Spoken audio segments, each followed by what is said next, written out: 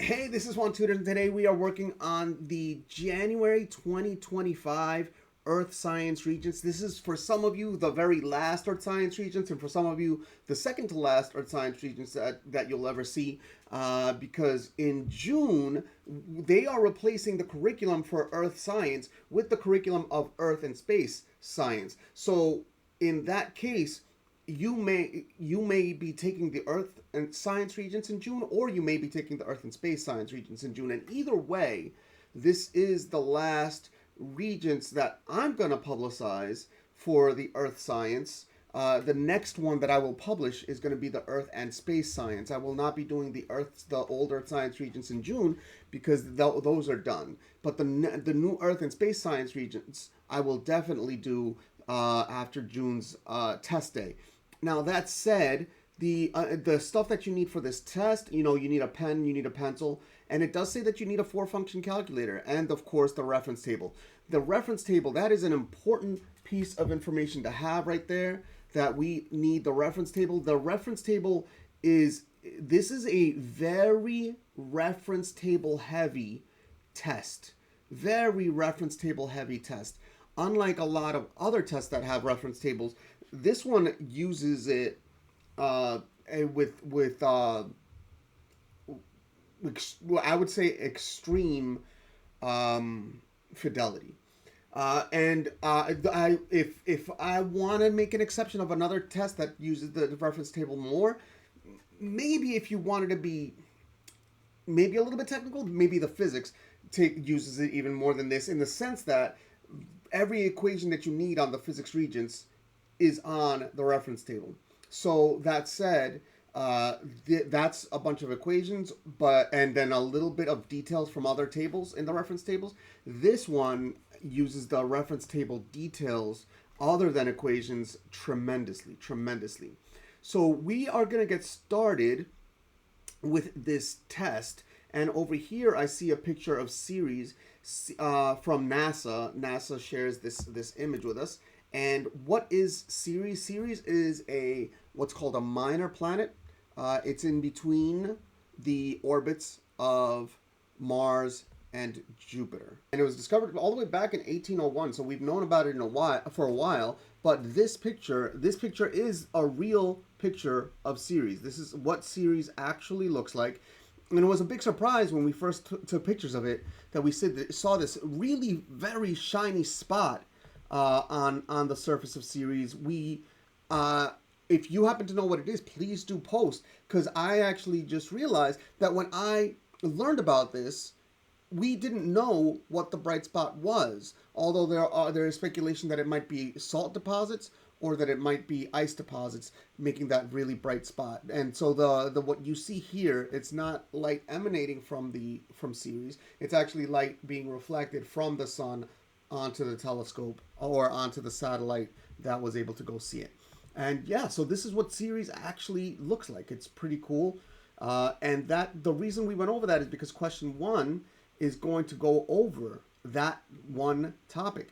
So for part A on this test, we have a bunch of multiple choice questions, and we have to give the answer in the answer booklet. I'm going to give the answer here. That said, number 1, Ceres, a dwarf planet, is located approximately 413 million kilometers from the sun and is located between the orbits of Mercury and Venus, Earth and Mars, Mars and Jupiter, or Saturn and Uranus. Now, if you were listening carefully, you would have heard me give this answer when I was describing what we learned about Ceres and when it was discovered back in 1801. But if you weren't listening, it's not something that you're actually expected to memorize. We said that this test is a very reference table heavy test. And in fact, if we scroll, now I'm going to be doing a lot of scrolling because we have to scroll through the reference table. So if the scrolling bothers you, just look away while I scroll, and then look back when I'm done. I am here at the solar system data. They said 413 million kilometers from the sun. The sun is, of course, 0 from itself. Mercury, 57. Here's the mean distance in the table, and the celestial object. The mean distance from the sun, Mercury, 57.9 million kilometers, Venus 108.2 million kilometers, Earth 149.6 million kilometers, Mars 227.9 million kilometers, and then Jupiter 778.4 million kilometers. And 4 and change is definitely between this 227 and 778. So if we look at the test, it says and those were the orbits of Mars and Jupiter. So when we look at the test, it does say between these two orbits, between the orbits of Mars and Jupiter. So let's go to number 2 based on that. Observations made by astronomers indicate that the light from most galaxies shows a redshift because the galaxies are moving towards the Earth, or a redshift because the galaxies are moving away from the Earth, or a blue shift because the galaxies are moving towards the Earth, or a blue shift because the galaxies are moving away from the Earth. So this is actually an important topic that appears on this Regents, and it's going to appear on the Earth and Space Regents as well. Redshift it's a really cool process, and it happens for the same reason as Doppler effect happens when you're listening to, let's say, a siren driving by. Now, the math is just slightly different, but there's basically just a factor of 2 kind of difference in there. The big difference between sound waves is that an object traveling through air can actually move relative to the sound itself and get close, and so that the speed of the sound and the speed of the object can be related to each other, whereas the speed of light does not change relative to the source. Okay, that said, what causes blue shift and red shift? You know, as a siren's getting closer to you, the pitch is higher, and then as the siren is getting away from you, the pitch just drops. So like goes right as you hear a horn, or if you hear police sirens, same basic deal. Or right, the pitch goes from higher to lower. So that also happens to objects that are moving towards us or away from us, except because of the amount of time that passes. Basically, every object that you see in space that's really far away is either moving towards us or it's moving away from us, and it will do so for the entirety of both of our lives. So the galaxies predominantly are experiencing a which one, a red shift or a blue shift? Well, so if the galaxies are moving away from us, that would mean, let's go this way. Away from us, that would mean that the length of the wave is getting longer, and the longer wavelength light is the redder light. So if the galaxies are moving away from us, there would be a red shift in the color of the galaxies. And if the galaxies were moving towards us, which a few are, if the galaxies were moving towards us, well, that would actually shrink the size of the light coming from them, and that would result in a blue shift. Okay, because the shorter wavelength light is bluer. Okay, so notice that means if it's moving away from us, there's a red shift. If it's moving away towards us, that's a blue shift. So 2 of these questions are automatically wrong because number 1 says a red shift because galaxies are moving towards the Earth. Galaxies that are moving towards the Earth would experience a blue shift. And then this one, a red shift because the galaxies are moving away. This one does make sense, physically speaking. Or blue shift because galaxies are moving towards the Earth. That also makes sense because that's what would result in a blue shift. And choice 4, blue shift because galaxies are moving away from the Earth. That's false because if it's moving away from the Earth, then they would experience a red shift. But which one is it? So it says that in context, this is one where we do need to know a little bit of details about space. Space is expanding. It seems to be expanding at an ever-increasing rate, which is a very interesting fact. But space is expanding, and if space is expanding, that would mean that the space between galaxies is increasing. And that would actually result in galaxies which are farther away strictly moving away from us. And there is a certain point beyond which galaxies are just not moving towards us. Almost every galaxy is moving away from us. There's a finite, very small, finite number of galaxies that are currently moving towards us. The Andromeda galaxy is a classic example, and the Andromeda galaxy and the Milky Way galaxy are one day going to merge into a single galaxy. But for now, the Andromeda galaxy is moving towards us. The Great Magellanic Cloud is moving towards us. There will be a merger with that at some point. But most other galaxies, almost every other galaxy, literally moving away from us. And that results in a redshift. Again, most. Nearly all. If I had to give you a percent, I couldn't, because I don't know the exact percent. Where'd the M go for most? But it's almost every single one. I would be shocked if it was less. No, I already know that it's way more than 90% of galaxies that are moving away from us. That we know of, that we can see, right? Way more than 90%. But my question is, does it approach like 99%? I don't know. It does approach 99% in terms of the galaxies that are moving away from us, but does it approach 99% in terms of the galaxies that we can see? That's the question. I don't know. Number 3, compared to the Jovian planets, the terrestrial planets are large gaseous and low density, or large gaseous and high density, or small rocky and low density, or small rocky and of high density. So this one says, compared to the Jovian planets, the terrestrial planets. And it does help to know you live on a terrestrial planet. The Earth is a terrestrial planet, along with Mercury, Venus, Earth. Mercury, Venus, our Earth, as we mentioned, and Mars. Those are the terrestrial planets. They're rocky. Okay. Whereas the Jovian planets are gaseous and large. The terrestrial planets are rocky and smaller. Okay, so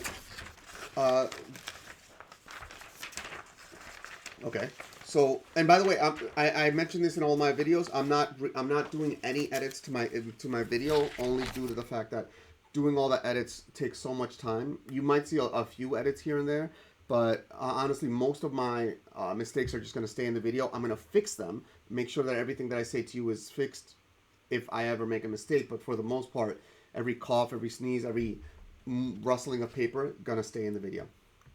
That said, so this one said the terrestrial planets. This is like Mercury, Venus, terrestrial meaning like the Earth, and Mars. And these are much smaller compared to Jupiter, which is about 10 times the size of the Earth in radius.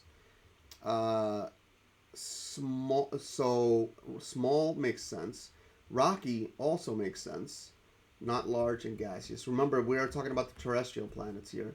And of low density or high density. Well, if you had an ocean of water that could fit Jupiter, and Jupiter wouldn't, let's say, dissolve in that giant thing of water, Jupiter would float. The density of Jupiter is actually lower than 1, whereas the density of the Earth is actually much higher than 5, higher than most rocks, because the further down you get into the Earth, into the mantle, the rock itself is able to be compressed. So the rock is actually high density, not low density.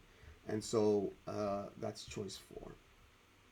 Number 4, the apparent shift in the direction of the swing of a Foucault pendulum is a direct result of the inclination of the Earth's axis, or the spinning of Earth on its axis, or the orbiting of Earth around the sun, or the distance between the Earth and the sun. And so this is, I like this one. This one's interesting because I know there's not a debate about whether the Earth is flat or a globe. The Earth is a globe, the Earth, and people who think the Earth is flat, and I don't judge them, but it often comes from a misunderstanding about how gravity works, and that's fine. But the interesting thing about a Foucault pendulum is it can actually be used to prove that the Earth is a globe, even if we are not able to access like the surface of the Earth. We don't even have to look up to confirm it. If you literally just put a bunch of Foucault pendulums in a bunch of different places around the globe, the pendulum itself will be able to not only state that the Earth is round, but will be able to say on what latitude the Foucault pendulum is located. So you could actually prove the Earth is round without ever even looking up, which is great. So this is a Foucault pendulum. It's hard to see. I can't see it on this picture, but there's a ball here, and it actually is not centered because it's actually swinging. And so what a Foucault pendulum does is it swings back and forth, okay? Swings back and forth, okay? So that's, let's get a little bit better drawing. Swings back and forth, okay? And so it has some linear momentum associated with it because it's swinging back and forth, okay? And as a result, as the Earth spins or rotates around it, the Earth, because the only way that the Earth can impart rotational momentum onto this ball, this very heavy ball, is through a tiny place all the way up in the ceiling, which does not have nearly as much of an effect compared to the rotational inertia that is given to the pendulum by just swinging it. The pendulum swings in the direction that it was swinging prior to the Earth being rotating around it. So as a result, the pendulum actually essentially maintains a certain part of its swinging direction, which is actually a function of both the location on the surface of the Earth and the rate of rotation of the Earth. Okay, so that Foucault pendulum does confirm that the Earth spins. So this the apparent shift in the direction of the swing of the Foucault pendulum is a direct result of the inclination. The inclination of the Earth has no effect on the direction of the Foucault pendulum, because the inclination of the Earth is something that's defined relative to the Sun, and that has no effect on the spin of the Earth over short time scales. Or is it the spinning of the Earth on its axis? And that's actually exactly what it is. We're going to draw a vertical Earth, spinning it around this way. And then the pendulum, let's say in New York, around 41 to 43-ish degrees north, will swing one way. The Foucault pendulum will swing in the opposite direction in the southern hemisphere. And the rate of spin, again, the rate of spinning around that axis is a function of the latitude, which is the part that you could actually use to prove the Earth is round. So if ever we did what's that? H.G. Wells' time machine situation where a whole bunch of humanity went to below the surface of the Earth, we would be able to prove to our students who are below the surface of the Earth with us that the Earth is round just by communicating with multiple people outside of our little caves, wherever we happen to be, and just measuring how much they swing and being able to call each other and say, how much is your pendulum swinging? How much is your pendulum swinging? We'd be able to actually determine a lot of information, including the radius of the Earth. And so this one is the one that makes sense. The orbiting of Earth around the Sun has little to no effect on the swing of the pendulum. Does it have some effect? Probably. But so minuscule, probably not measurable over any amount of time scale. It's probably less than like the energy noise on the pendulum. Number 4, but I don't know that to be true. Number 4, the distance between Earth and the Sun. Again, the distance between the Earth and the Sun doesn't cause spinning to happen. So this is all a function of the spinning of the Earth on its axis, as we said. Number 5, which motion causes some constellations to be visible in New York State only during winter nights and other constellations to be visible only during summer nights? Is it the rotation of the Earth on its axis, or the revolution of the Earth around the Sun, or the rotation of the constellations around the Earth, or the revolution of the constellations around the Sun? So some of these can be eliminated.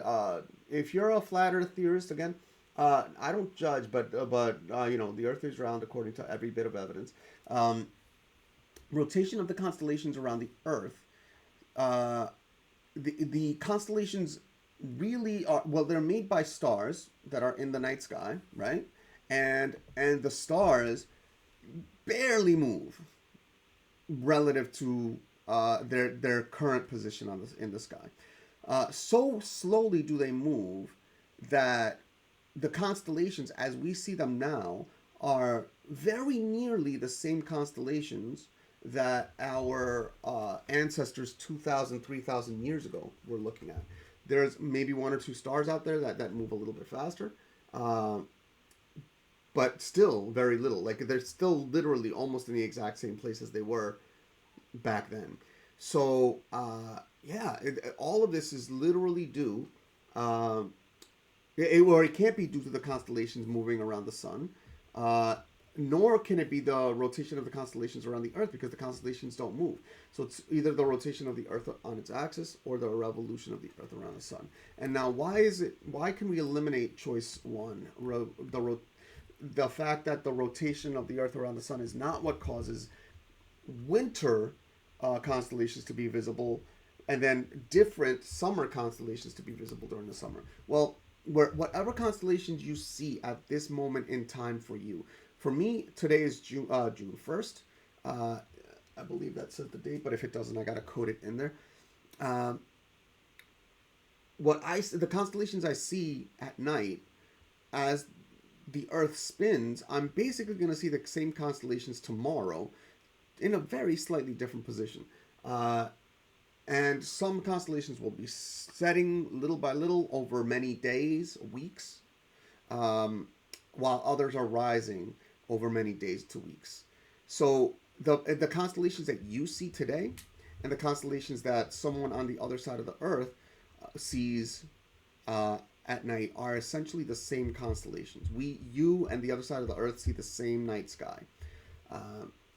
So what causes the constellations to appear to us? Well, I don't know if you know this, but the constellations, it's daytime for me right now, so I'm looking outside, and it's a sunny day, and I see a blue sky, and I'm looking for the constellations, and obviously I don't see them because the sky is bright and blue. Fun fact, there are some stars, actually more stars than you might expect, that are visible during the day, but if you never even knew to look for them, you will never see them. I didn't even think to look for them until one day when I realized, shouldn't they be visible? Or aren't they still there? And then one day I started looking, and I'm talking about really looking hard, and I was able to spot a few stars in the sky during the day. Really, really take the challenge, but don't look at the sun. Don't look at that star. That one's a little too bright. Look away from the sun, somewhere in a clear sky, and see if you could see a non-moving point or dot anywhere in the sky. Can't guarantee that you'll be able to find one, because there might just not be one that's bright enough at that moment. Anyway, point is, why can't you see the constellations during the day? It's because it's so bright outside, and that's literally it. The constellations that are winter constellations are there. They're just out during the day in the summer. When the Earth goes around the sun, so I'm looking at the sky in the winter, I see the winter constellations at night. They're right in front of me. And then the summer constellations are going to be there during the day. They're just not visible because the sun is too bright. So the visibility of the constellations are actually a result of the revolution of the Earth around the sun. The sun blocks out some constellations because the sun is a bright ball of incandescent gas. Number 6, which set of New York State locations would have the greatest difference in the altitude of Polaris observed in the night sky? Is it Niagara Falls in Albany, or Rochester and Ithaca, or Riverhead and Messina, or Plattsburgh and Jamestown? The the greatest difference in the altitude of Polaris. So we're looking for the greatest difference in the altitude of Polaris. Now, these are town names. Polaris, by the way, is the North Star. It essentially does not move in the sky. And if you want to know if it moves at all, yeah, it moves very little. It makes a circle that's smaller than the size of the full moon. And you could barely see that motion anyway. So, for all intents and purposes, just assume that the North Star is actually still in the sky. So the only thing that causes the tilt to change is where you are on the Earth. The further north you go, the further up towards the vertical part of the sky that the North Star goes. So that when you are at the North Pole, the North Star is right above you. And if you go to the equator, the North Star is at the horizon. And if you go below the equator to the south, southern hemisphere, if you go even just 1 degree down into the southern hemisphere, I believe that's enough. Now I'm trying to think, because of weird atmospheric effects, I'm wondering if you have to go a little further than 1 degree into the southern hemisphere. But let's say you went to Argentina, which is much farther south than 1 degree. If you went to Argentina or really further south or the South Pole, you could not see the North Star at all. So the only thing that can change the how far up or down the North Star is the latitude. So we actually have to go back into the reference tables as we did in the previous example, and let's open the reference table, okay? And we actually have to now look at a map of New York. So it's literally on the reference table, okay? So let's see. This is I think the map of New York. Yep, this is the map of New York that has the towns, and we need to get towns that are further away from each other. Now, I did remember, because I drove to from Rochester to Niagara Falls, and I see that Niagara Falls is right here, and I see that Rochester is right here. They're literally horizontal from each other. They're essentially on the same latitude, about 43 degrees of latitude. So Rochester, Niagara Falls is not the answer. And I see, here's my guess at this point, before even continuing to look. My guess is that they're gonna put the furthest north town that you could do and the furthest south town that you could do, but who knows if I'm right. Another choice was, so we can eliminate that choice that had mentioned Niagara Falls. Oh wait, it was actually Niagara Falls and Albany. Hold on, Niagara Falls, and where's Albany? On this map. Here's Albany on this map, and those are also very close to being on the same latitude.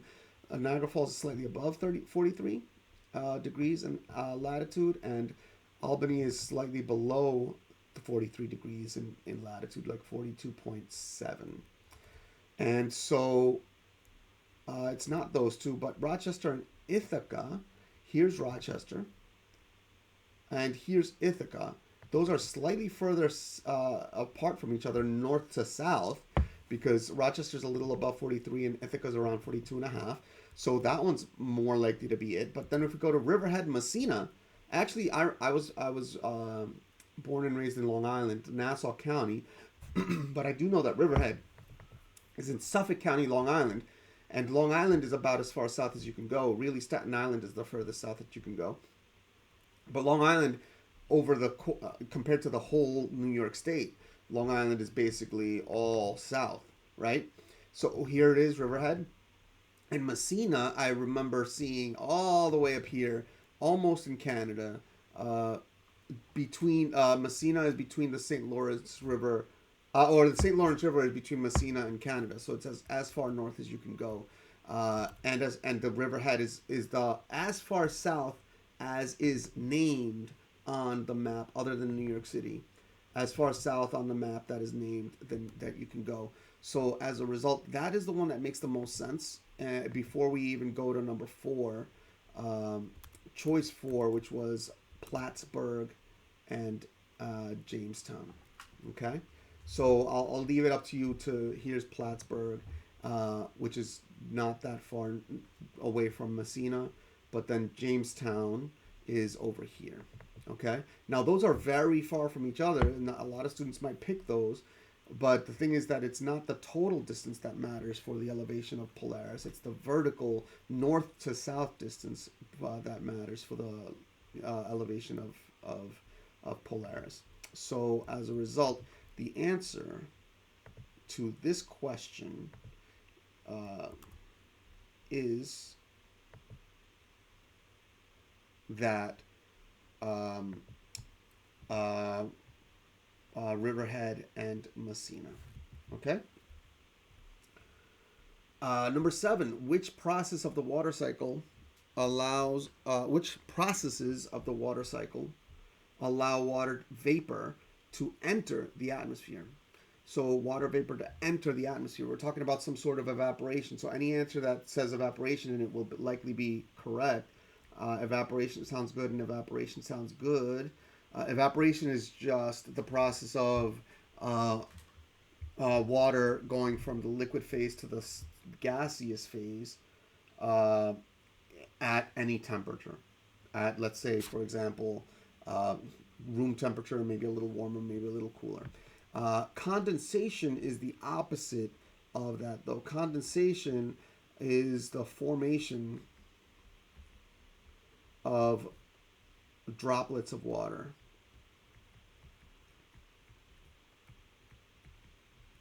Condensing, condensing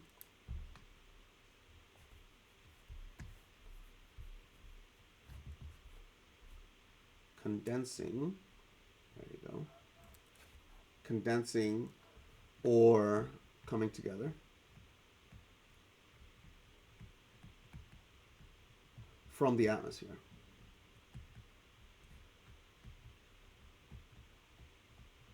And you could see that effect in the morning if you happen to notice that cars have a lot of water on the windows and on the car themselves.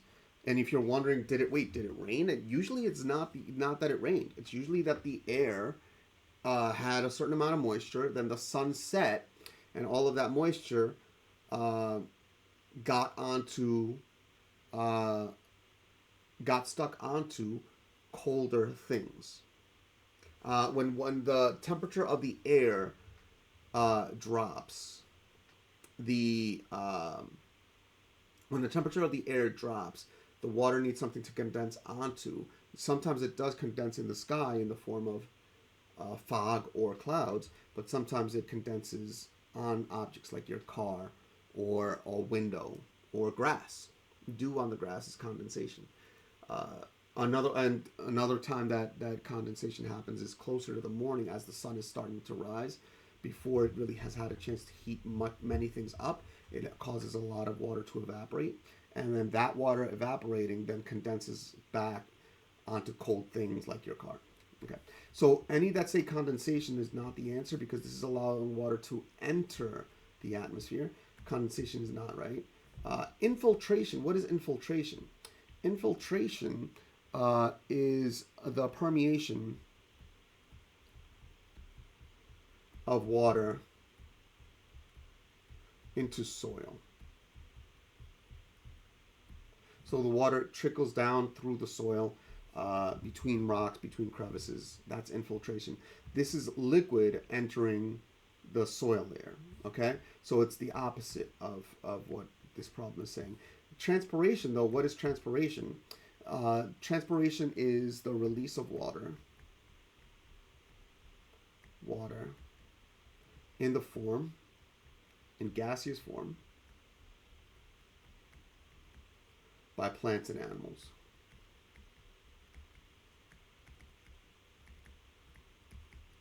Transpiration is often used in the case of plants because, in fact, plants, in the process of going through its life cycles, will release water through its vacuoles. Interestingly, one of the ways that it moves water through its a plant moves water through itself is transpiration. So transpiration actually helps to drive the water cycle within a plant. Uh, it so it needs water to undergo its life cycles. It uses some water as well to undergo photosynthesis, but it actually also releases water at night, but also during the day to help the water cycle through the plant. Okay, so transpiration is definitely one of those two, which gives us choice 3 as the answer. Okay. Number 8, what is the dew point when the dry bulb temperature is 19 degrees Celsius and the relative humidity is 73%? So this is a somewhat high humidity, somewhat high humidity. If the humidity were like, very, very low, then you might expect a dew point much lower than the current temperature. But what that means, the fact that the humidity is actually somewhat high causes me to want to eliminate answer 3. But between answer 1, 2, and 4, 12 degrees, 14 degrees, and 16 degrees, I don't know which one to eliminate, So let's actually look at, let's look at the reference table again. This is actually a reference table problem. And for this one, we have to look at page 12. Let's look at this one, the vertical one. Page 12. Where's the page number 12? There we go. So the relative humidity, first off, there's a couple of things that we need to see. The problem said that the temperature is 19 degrees, okay? That's the dry bulb temperature is 19 degrees. So this is the table we're looking at. And yet the table gives us 18 and 20. What do? Do we panic, or do we say, oh, we just look in between, read in between the lines? So 18 to 20. And now we look for, on the top, it says relative humidity and as a percent. And then when we get that relative humidity as a percent, then that's going to tell us the difference between the wet bulb and dry bulb temperature. Okay, so if we go to 18 and 20, they said that the humidity was 73%. 73% is right between 72 and 74%, and 19 degrees is right between 18 and 20%. So I suspect that that's exactly the right column. That means that the difference between the wet bulb and dry bulb temperature is 3 degrees, which means that the dry bulb temperature is 16 degrees. Dry bulb is equal to 16 degrees Celsius. But the dew point can be found at the table right above that table that we were looking at. Again, we are between 18 and 20 degrees, but now we actually know the difference between the wet bulb and dry bulb temperature. And we have to go between 18 and 20 degrees. Okay, let's actually zoom in here. And this will tell us now, according to this table, the dew point. So the dew point is between 13 and 15. And what number is between 13 and 15? Well, the number 14. So if we go back to the table, notice that this problem didn't just require us to look at a table. It actually required us to be able to do just the tiniest bit of interpolation, looking between two numbers and taking an average there. And then, so that said, the answer was between 13 and 15. So the answer is 14 degrees. Number 9, here's a weather station model. The diagram below shows a weather station model. We got this circle thing with this whatever this is, and I see some numbers floating around. You may say, I don't know what those are, but this is a reference table problem. What is the air pressure in millibars indicated by the station model? Is it 1015.0 millibars, or is it 915 millibars, or is it 150 millibars, or is it 50 millibars? So first off, this is going to be found on page 13. But if you happen to know that the average pressure is actually very close to 1,000, so this 150 millibars and 15 millibars are just way, way, way too tiny. 1 bar is basically 1 atmosphere. It's really basically close to that number. On any given year, it could fluctuate a little bit above or below that, but the average is about 1,000. So that eliminates choice 3 and choice 4. At this point, we have a passing problem, and as many of you know, I love to talk about what a passing problem is. So let's actually talk about that right now before we go on to the rest of this problem. This is now talking about test taking strategy. Now, the way this test is graded is a little interesting. The Earth and Space Regents is not going to be graded this way, but the Earth Science Regents is graded as a function of both your test score, your Regents test score, and the that activity that they had you to do. There was a performance task. Okay, so those grades ranged from 0 points to 16 points. So how am I going to convert if between your numbers on this Regents and your numbers on your final grade? I have to assume something about the performance test scores. So what I actually ended up doing is I assumed that if you got a 0 on one, you got a 0 on the other, and if you got half, then you also got like half on the multiple choice on half on this test. You also got half of the points on the total performance, which results in me, if I zoom out on this table, results in me going diagonally from this corner 0 to this corner, which is in tiny numbers 100, right? 100. So where is a 65 then? If we go diagonally, a 65 is essentially right here, 7 or 8, okay? Which is, according to this, 42 problems, which happens to also be exactly half of the questions.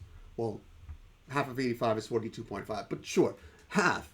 So what it means is on multiple choice questions, if you can eliminate 2 of the 4 choices, then that problem neither raises your grade nor lowers your grade statistically relative to a passing grade. So if you don't know how to do a problem, a good test taking strategy is to start trying to eliminate choices by any means necessary. Legal means necessary. Actually use things that you know to state why certain answers have to be wrong. And you are actually a lot better at determining which answers are wrong than you are at determining which answers are right. So whenever you get to a problem that you don't know. Of course, when you get to a problem that you do know, then you do know how to determine which answers are right. That said, let's go back to the reference table. We need to look at the weather station model, which is on page 13, okay? And on page 13, okay, there's this weather station model, and we have to look for, according to the problem, they just want to know the air pressure. So where is the air pressure? Now, we should actually talk about this symbol to begin with. This diagram here is the cloud cover. This symbol has 3 quarters. The original test, if you saw, had half cloud cover, okay? But then all these other numbers are floating in these random places. The new test, the Earth and Space test, has even more numbers and more symbols on the test. So do be ready for to understand how this works. But you don't have to memorize this. You can go to the test and figure it out, okay? So the temperature is the number written up here. The visibility is the number written in the middle. The dew point is the number written down here. The barometric pressure, which frustratingly is written as a 3-digit number, which is, I think, insane, because of the fact that the pressure can vary higher than 1100 millibars and also lower than 900 millibars. So in those cases, this model fails. So that said, what it means on this test is they can't go above 1100, nor can they go below 900 for the air pressure. How this number works is just weird, okay? Um, so this one, the barometric trend, what's happening to the pressure, and this one, the precipitation. Okay, and now the veins point in the direction uh, of the wind, what direction, and then the wind speed. By the wind direction, but where it's coming from. The wind, the direction of this line is telling us where the wind is coming from. So it's coming from the southwest, and then the wind speed is determined by these feathers.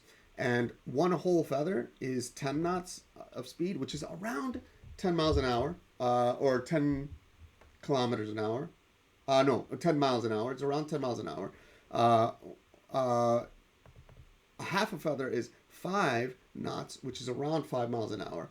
And so since there's a whole feather and a half feather, the speed is 15 miles an hour, or 15 knots. Okay. Do remember that the knots and miles are really close to each other. Why they're used differently, that's a very interesting historical uh, artifact. But that said, they once again were looking for the barometric pressure, which is this number. Okay. Notice that the 196 actually represents the tens, the ones, and the tenths. Then you just put a 10 in front, which is I know is weird, but that's the way it is. So they said the pressure. Now, the temperature is 91 degrees Fahrenheit, right? That's the temperature. The number written below here, degrees Fahrenheit, is the dew point. And then this one is the pressure. And why 150? Why it's written that way, again, I don't know. But this represents a 1015.0. Very, very weird. It's just, that's the way it's written. So it's 1015.0 is the pressure. Okay? Let's circle that one. Okay? And let's move on to number 10. Okay? There's a subscribe reminder. You can subscribe if you feel like I've earned your subscribe. And no other reason. If you feel like this video has helped you, I do Regents videos for all the math and science Regents every season. So I will be doing one more video, the chemistry Regents, and then when the summer comes and the new tests come out, I'm going to do videos for those as well. Okay? But that said, we'll go to number 10. The photograph below was taken by aiming a camera at a portion of the night sky above Albany, New York, for a period of time to record the apparent star motion, resulting in star trails. Okay? Which celestial object is located at the center of the star trails? And we talked about this earlier. We actually did talk about this earlier. We said that Polaris seems to not move in the sky. And in fact, that's actually true. And if we zoom in a little bit on this, we see that, in fact, Polaris is ever so slightly off of center. So that track that you see over here, that's way too big. That track that you see over here, this bright track, is Polaris. And it's really very close. It's so close to that center, it's a phenomenal navigation tool. And for all intents and purposes, you could assume that it doesn't move in the sky. It doesn't. The fact that it does move doesn't matter to us much at all. And so, what is that star? Again, it's the North Star, also known as Polaris. And what is Alpha Centauri? Alpha Centauri is a star in the sky that.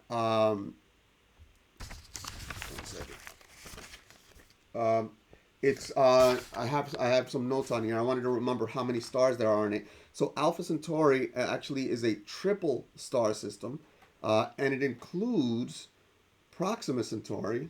So it's a triple star system.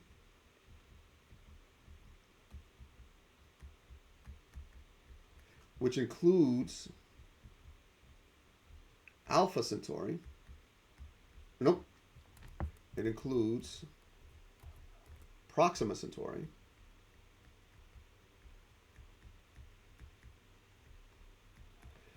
Proxima Centauri is the closest star to the Earth and our own sun. As far as we know, I don't think at this point in our history we're going to discover a star that's closer. I mean, if it's closer, we've had such good telescopes for the past, even 50 years, and we have so many phenomenal telescopes now. I feel like we would have discovered any closer star. If there is a closer star, it would have to be so dim, and probably be a brown dwarf at that point.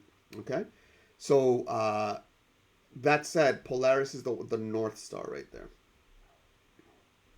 Number 11, the map shows the location of 4 time zones in the United States. Seattle, Washington, and Albany, New York are labeled on the map. So here's Seattle,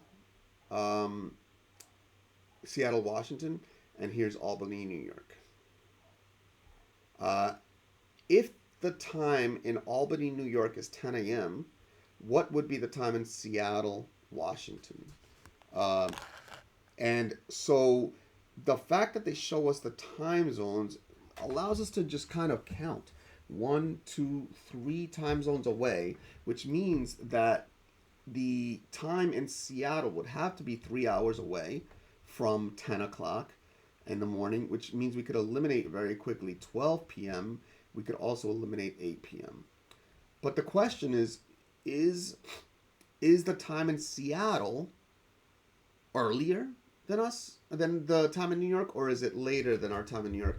If you happen to have family who lives further west, think about when you talk to them. Not just Seattle or in the Pacific region or the mountain region or the central region, even Southern America, Mexico or Central America or South America. Most of those countries are in time zones that are very far west of Albany, New York.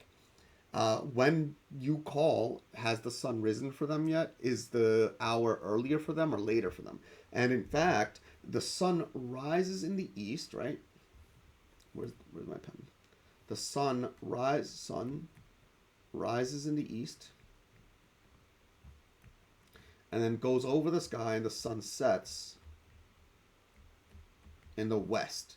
Since the sun sets in the west, it's going to set for Albany before it sets for Seattle. So the time in Albany, the sunrise in Albany is earlier than the sunrise in Seattle, Washington. Same thing for the sunset. The sunset in Albany is also earlier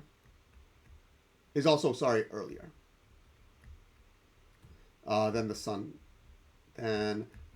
sunset in Seattle. And so what's the purpose of these time zones? The purpose of the time zones is so that very approximately the time noon is somewhat close to when the sun is directly overhead. And so in other words, the sun will set, even though the sun sets earlier in Seattle, the time on the clock is the same. So essentially the same, very close to the same. They're about the same latitude. So very close to the same. So the sun will end up setting around the same time, which means that our, let's say, sunset at, let's say, 8 o'clock during the May-June months will be their earlier time, maybe like a 5 o'clock, so that their 8 o'clock, the sun is setting for them. So that means that our 8 o'clock is their 5 o'clock, and our 10 is their 7 earlier, a smaller time. And in fact, shout outs to Valen and Kavin and Arul and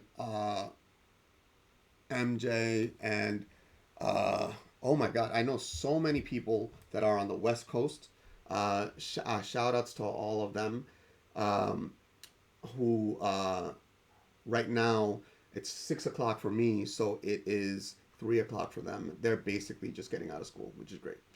Um, and yeah, but point is, when I tutor them, I'm tutoring sometimes at 8:30 p.m.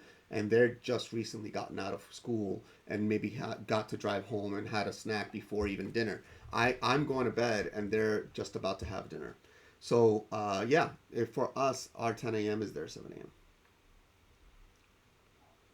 Which diagram, number 12, which diagram correctly matches the location of the sun with the direction of the shadow cast by the stick? Is it this diagram? Notice that the shadow for number one is pointing towards the sun, right? The shadows point towards the sun.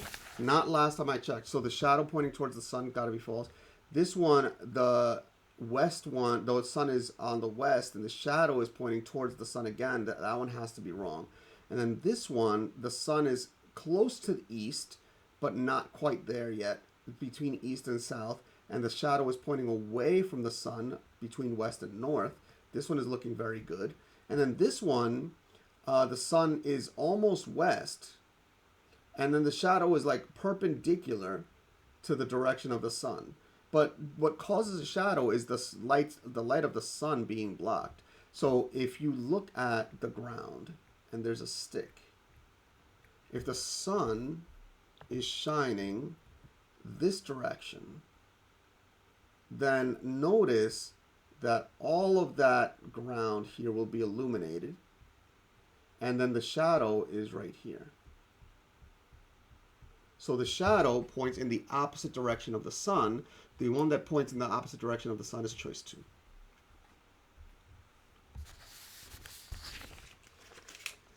Number 13, the diagrams below labeled A, B, C, and D represent fronts associated with a low pressure system L. Which sequence best represents the order of development of an occluded front? An occluded front from a cold front and a warm front. So what is an occluded front? What is the occluded front symbol? Looking at the reference table on page 13, we see the symbols for a cold front, which are these triangular symbols, a warm front, which are these circular symbols, a stationary front, which is not addressed here, but it's got cold front and warm front symbols in opposite directions, and it's, by the way, stationary because they're kind of pushing on each other and not moving. And then an occluded front, the triangle and the circles, the triangles for the cold front and the circles for the warm front are both moving in the same direction. And the reason they're pointing in the same direction is that they're literally moving in the same direction. Okay, so now if we look at the assignment again, and again, an occluded front is when a cold front catches up to a warm front. So if you look at the symbols, this is the development of an occluded front from a cold front and warm front. Letter B, the cold front and warm front are farther from each other, so I suspect that one's number 1, because in letter A, the cold front is closer to the warm front, which means it's further in time. That's number 2, because we know that an occluded front is being formed. Number 3 and 4 both have occluded fronts, but if you notice, I'm sorry, not 3 and 4, C and D. C and D both have occluded fronts, but if you notice, the occluded front in letter D is more well developed. It's less well developed. It's just these two symbols here, whereas the occluded front in choice letter C is much bigger, which means that that's later in time relative to D. So letter D is number 3, and letter C is number 4. And so the answer is B, A, D, C, which is choice 2. Okay, let's go on to number 14. Oh, and by the way, I said that this is on page 13. Let's write that down, page 13. Okay? On that note, let's go to number 14. And on number 14 says, which map shows the most likely direction of flow of the jet stream and the types of air masses found on either side? Is it number one, which shows cold air below the jet stream, warm air above the jet stream, and the jet stream pointing to the right? Choice two, which is the cold and warm are switched. The warm is further south, the cold is further north, and the jet stream points to the right. Or is it choice three, where the jet stream points east to west from New York to Seattle, let's say, and the cold front is below, or the the cold air mass is below the warm air mass? Or is it choice four, where the jet stream points to the left and the warm air mass is below the cold air mass?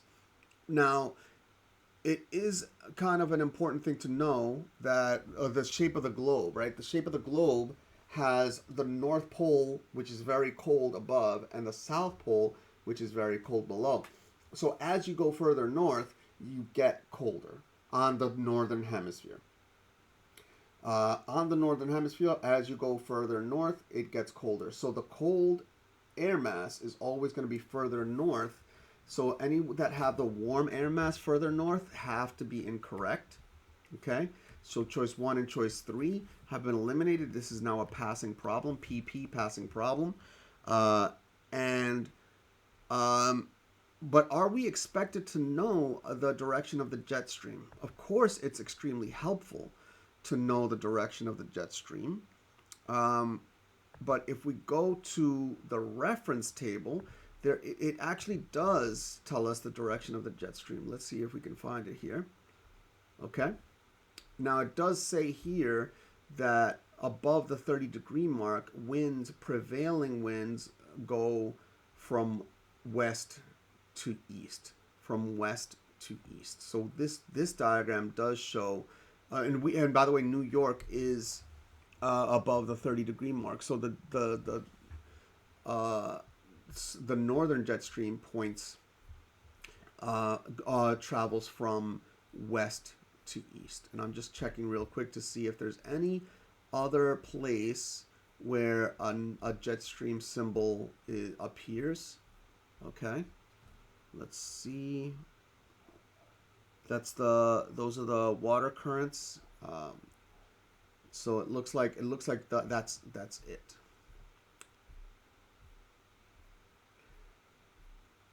And so it is worth noting, though, on the Earth and Space diagram, on the Earth and Space reference table, that reference table is going to be much more highly detailed, and so it shows in more specificity the direction of the jet stream. So but that said, again, the polar jet stream, because the prevailing direction of the air is from west to east, the direction of that jet stream is going to be west to east. So if we go back to the test, west to east makes sense. Okay, so this one's looking good. This is pointing the wrong direction. This is pointing the wrong direction. This is pointing the right direction, but the mass direction was, the warm and cold mass positions were incorrect. So choice two is the only one that makes sense. And here's a interesting diagram of one moment in time of the jet stream. So that is, you might think that the jet stream would just kind of go in one direction and not wiggle around so much, but actually the jet stream does wiggle around a lot. It does, and it changes position, and the wiggling itself travels. It's a really interesting phenomenon that we didn't necessarily know that much about 200, 300 years ago. But let's move on to number 15. Which statement best explains why predictions for extreme weather events are more accurate today than in the past? Is it that there are fewer extreme weather events occurring now? Or is it that scientists control weather by using technology?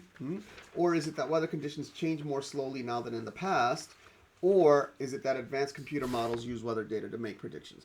So one thing to know is that there is a slight change in the weather patterns due to global warming, but by and large, the weather today and the weather 100, 200 years ago is mostly the same. Mostly the same. The risk with global warming has more to do with how extreme the weather events are really getting. So, and also, of course, the rising of the sea level could actually inundate many cities. It'll probably inundate cities in Florida before they even start to inundate cities in New York, but we don't know yet. We don't know yet. It's really a very complicated question. Even so, that said, though, are there fewer extreme weather events occurring now? Actually, no. There's more. Okay, due to global warming, there's more. Do scientists control weather by using technology? No, we do not. Scientists do not. Does it mean that they have that scientists have zero effect on weather? Actually, it's not zero. It's not zero. So there is some scientific, uh, let's say, playing around with the weather. Um, there was a time where we thought that we could make hurricanes um, die off quicker by essentially exploding bombs in them. Essentially that, because we knew that we were able to uh, create a certain weather pattern that when it got to the eye of the hurricane, the power of the hurricane would diminish, and so we would essentially uh, mo- drop essentially bombs into the hurricane, regular bombs into the hurricane, so that would happen. But then it was discovered that these things that we thought we were just doing ourselves happened naturally, and we were having very little effect on the hurricanes themselves. So we just kind of just stopped that. That said, I have seen very large machines that take water and they're very loud and just shoot the water out in a way that kind of vaporizes the water, uh, while also not heating it up too much. So then they shoot the water out, and later, an hour or so later, it rains tremendously in that area. So uh, there is a little bit of that's done, but the fact that I'm saying that and you haven't even heard of that, or most likely haven't heard of those machines, tells you that it's not a thing that scientists are actively really doing to the weather. They're really doing very little manipulation. So that said, uh, are weather events more accurate because scientists are controlling the weather by using technology? No, that's not at all true. Um, so then the next question, the next choice, are the weather conditions changing more slowly now than in the past? Unfortunately, it's about the same to more quickly. Okay. Now, so that's not it. But this one, advanced computer models this one just kind of makes sense. Advanced computer models use weather data to make predictions. We back in the day didn't have computers, and then suddenly we did. And even when computers were very weak, they were able to, do some modeling, very minor modeling, but not a lot. Now we could have machines that are cranking out, receiving data about the weather and cranking out insane amounts of math that model what can possibly happen minutes to hours to days later. Yeah, the models that we have are just tremendous, and the computers that we have that can handle those models are also tremendous. So choice 4 for number 15 makes sense. Number 16, in order to maximize the amount of insulation absorbed by a roof in a colder climate, roofing materials should be dark colored and rough textured, or dark colored and smooth textured, or light colored and rough textured, or light colored and smooth textured. So what is this word insulation? So insulation is solar radiation that is received on Earth. Received by Earth.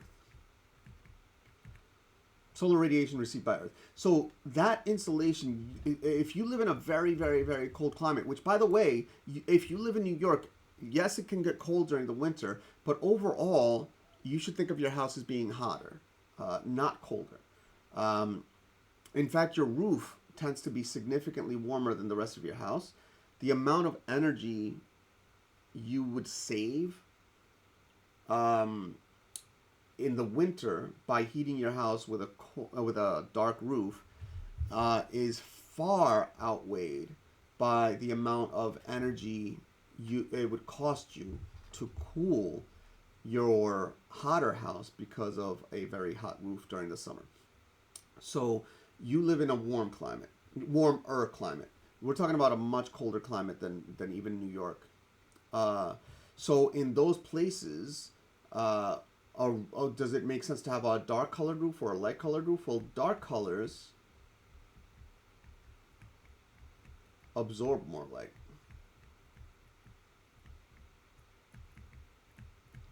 And light colors, they reflect more light.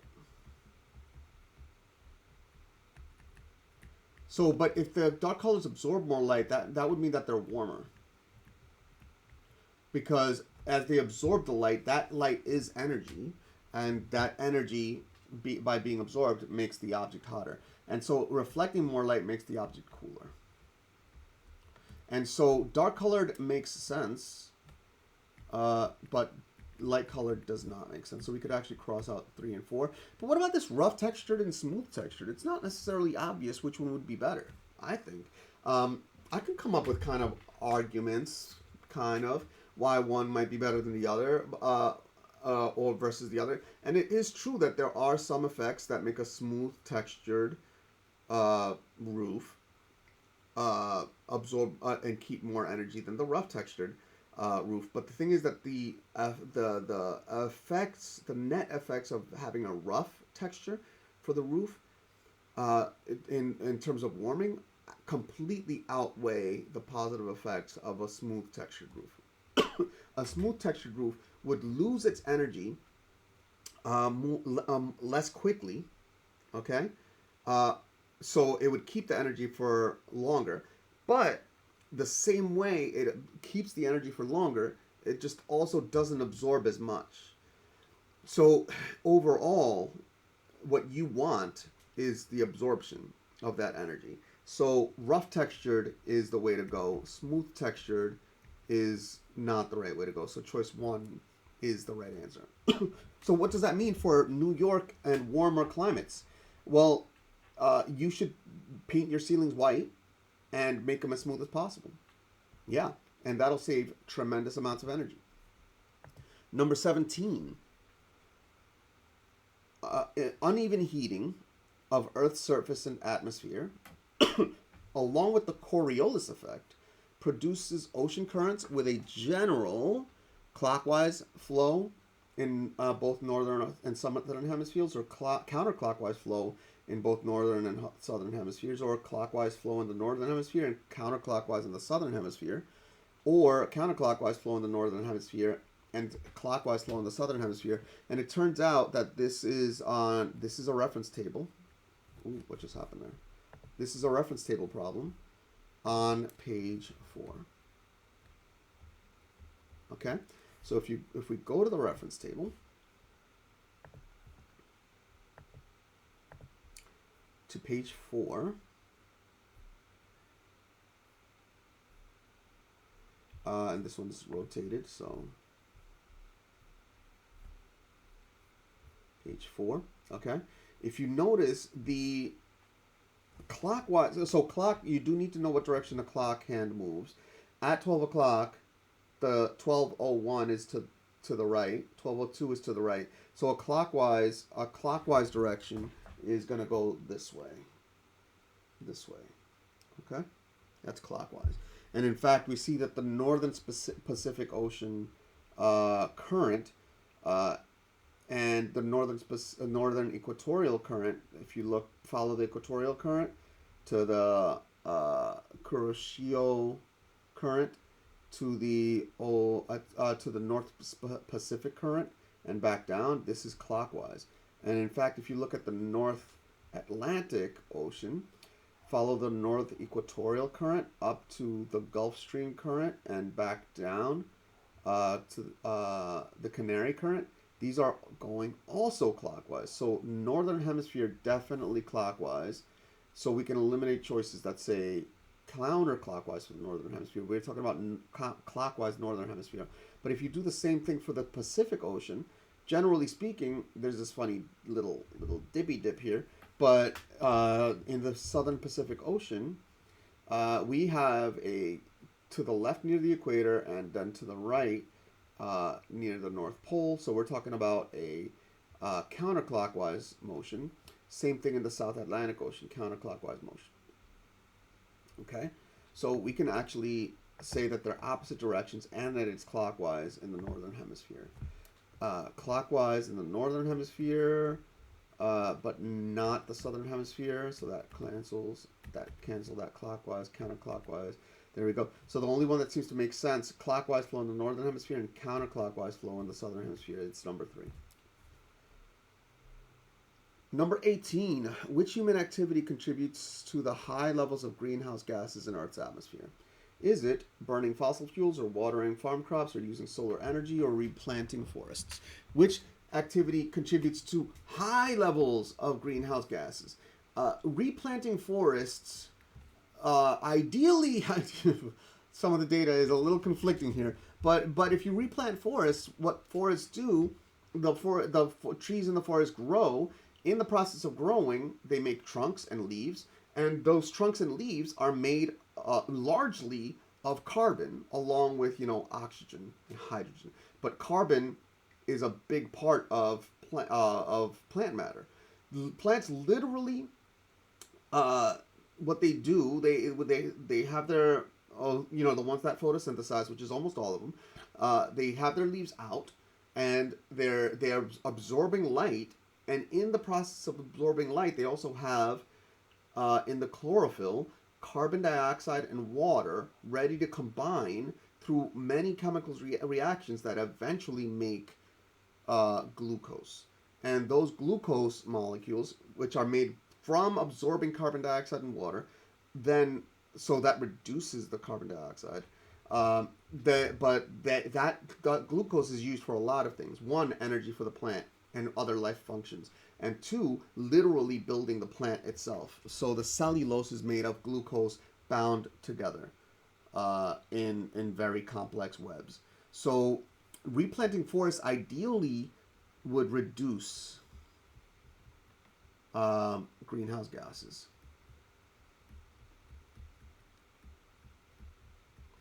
Using solar energy very clearly would reduce greenhouse gases.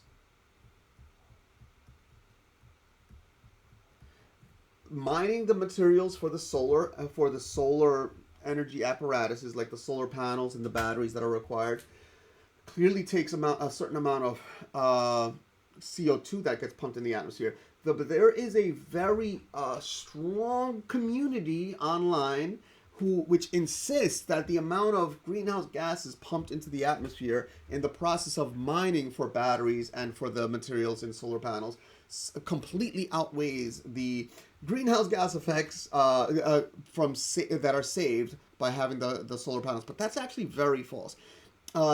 Within less than a year, you've actually pumped less greenhouse gases into the atmosphere by having those solar panels. And even if you have battery power storage, in less than a year, you've saved that amount of greenhouse gas emissions. If you have an electric car, which doesn't have solar panels on it, but the electric car also within a year reduces the amount of greenhouse gas emissions, you're at net zero within a year. And then you're actually at a net negative, meaning you've reduced the amount of greenhouse gases that you're putting out in the atmosphere by using solar energy and batteries. Okay, so what about this watering farm crops? This has basically zero effect on greenhouse gases. It just grows the crops, but the crops are going to be cut down anyway very soon, so it has essentially zero effect. But the burning of fossil fuels, this is a classic one. I mean, you do need to know, like when you burn fossil fuels, what are fossil fuels? They are literally um, plant and fungi deposits and bacterial deposits that got compressed, and eventually became uh, oil and carbon, coal. Uh, and those are the fossil fuels because they're literally fossils of living things that existed a very long time ago. That includes, again, plant matter and bacteria beds and fungi beds. So those got compressed and those became oil. And they, in the process of compressing them, they also released a lot of the things that aren't carbon based. So when we take those into cars, let's say for example, or power plants, when we burn them, they combine with the oxygen in the atmosphere. So the carbon and hydrogen in the hydrocarbons in the fuels and in the coal combine to make carbon dioxide and water, along with other uh, less desirable chemicals. But the carbon dioxide is released by the burning of fossil fuels. Number 19. What is the main reason that locations near oceans have smaller annual temperature ranges than locations inland at the same latitude? Is it that oceans have a lower elevation than land? Or is it that oceans cover a greater percentage of Earth's surface? Or is it that water has a lower density than land? Or is it that water has a higher specific heat than land? So again, the main reasons that locations near the oceans have a smaller annual temperature ranges. And there could be, in theory, a lot of reasons. And in fact, there are a lot of reasons. But let's see which ones make sense. Do oceans have a lower elevation than land? Well, that is true for the most part. But the elevation is for many places is not so extreme relative to the ocean. But this is not the main effect. And if you don't believe that, then just go 1 mile inland from the same place near the ocean, and you see a bigger swing. So that's the reason it's not it. Oceans, is it that oceans cover a greater percentage of the Earth's surface? Well, that wouldn't necessarily imply anything about which one fluctuates in temperature more or less, because it could be 95% or 5%. It wouldn't. It has to be a property of the water and a property of the land. So that's not it. The water has a lower density than land. Actually, the water does, on average, have a lower density than land, but the density has no real effect on the temperature change. No real effect. Now you might say, wait, no, it does have a effect. So, I mean, that's fair. Very minor. Let's say a very minor effect. Okay, but it does. But the water does have a higher specific heat than land. A land is made of rocks. The rocks heat up much more quickly than an equal amount of water. Water classically has a higher specific heat, even a higher specific heat than some of initial models predicted. So water specific heat is higher. And what is specific heat? Well, specific heat is the amount of energy required to heat a sample, a 1 gram sample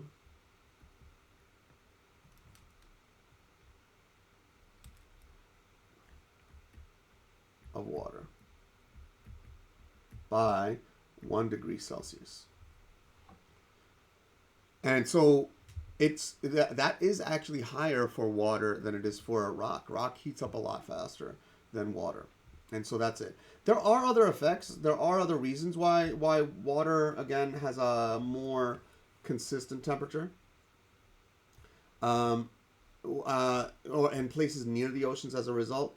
Um, there are other reasons, but uh, they didn't address any of those. But if you wanted to know some other reasons, um, water, by being transparent for a long distance, can absorb a lot more energy during the day when the sun is hotter, when the sun is higher, and that energy sinks lower down. And then as the sun sets, that energy can be released.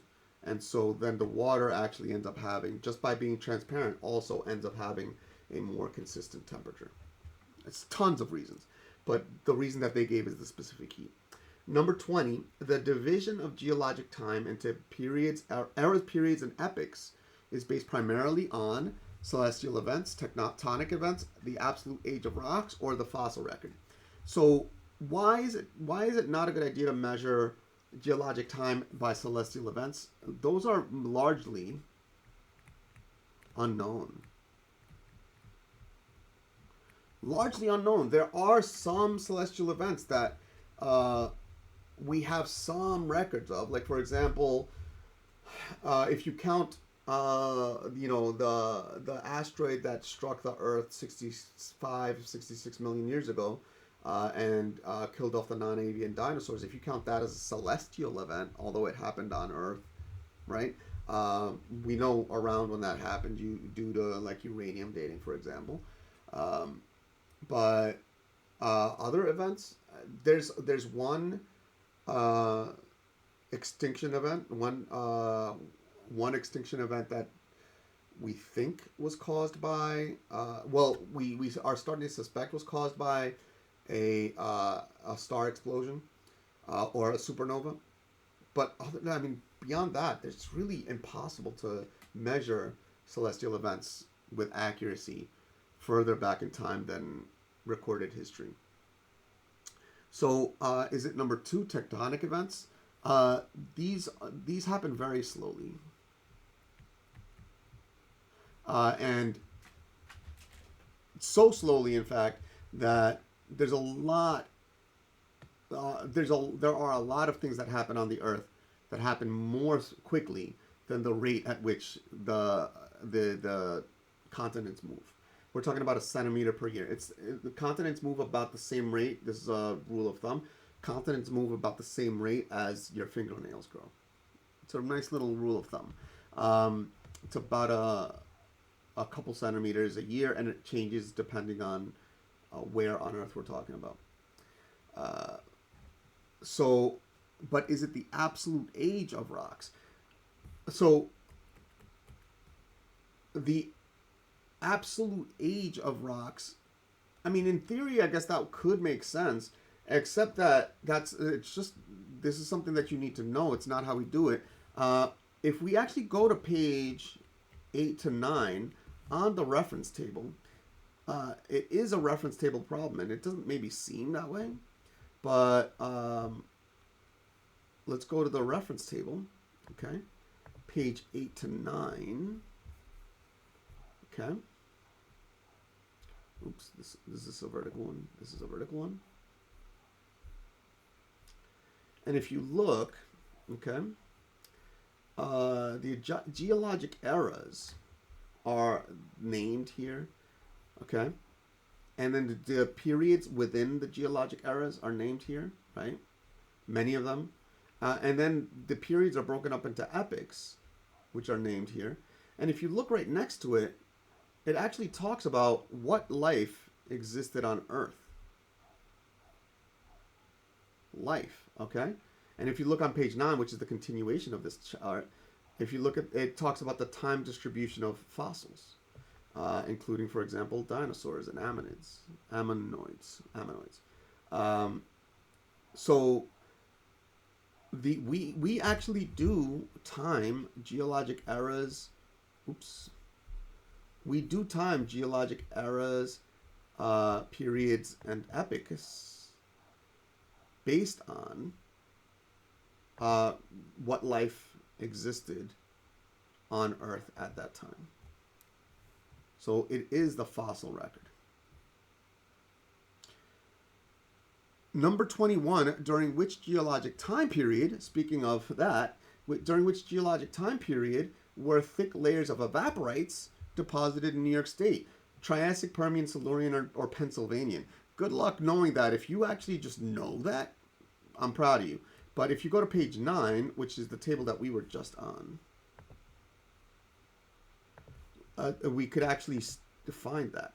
This is not on the Earth Science Regents. You are not expected to memorize a tremendous amount of information like that. So evaporites. Let's look for the evaporites.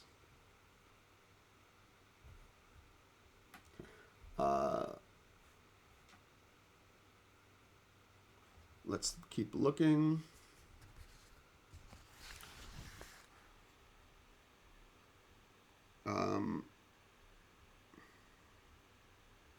Let's see. Evaporites. Actually, this technology allows us to dual control F. There we go. So let's do it that way. So we got the evaporites right there. Okay.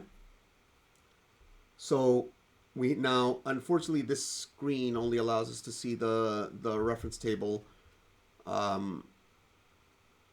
vertically. So we have to go to the third to last white region on the previous one, third to last white region in the previous table, and that's the Silurian. On the reference table during the test, this is actually going to be a two-page chart, so you could literally just go horizontal. But it is the Silurian, okay?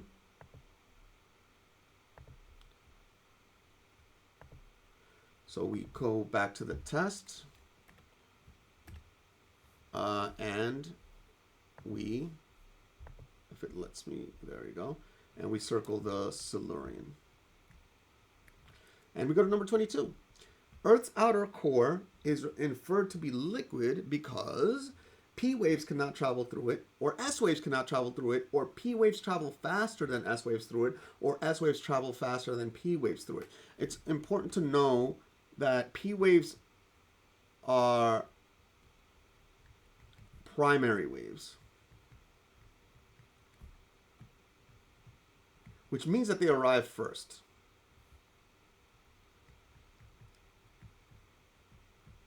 So if P waves arrive first, that means that they're faster, right? And then S, so P are primary waves, and they're compression waves, so they are basically sound waves. So the matter moves like this in a P wave, back and forth. And if I'm saying like this, but then it's a wave motion, it's because if you look at the wave motion, you could actually see the compression travel. So over time, so it travels like sound, and it arrives before the S waves, which are secondary waves.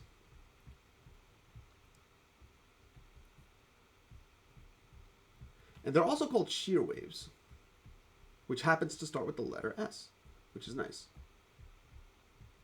Whereas again, the primary waves were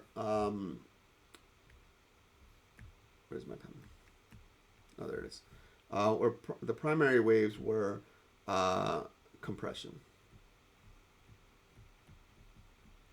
Oops.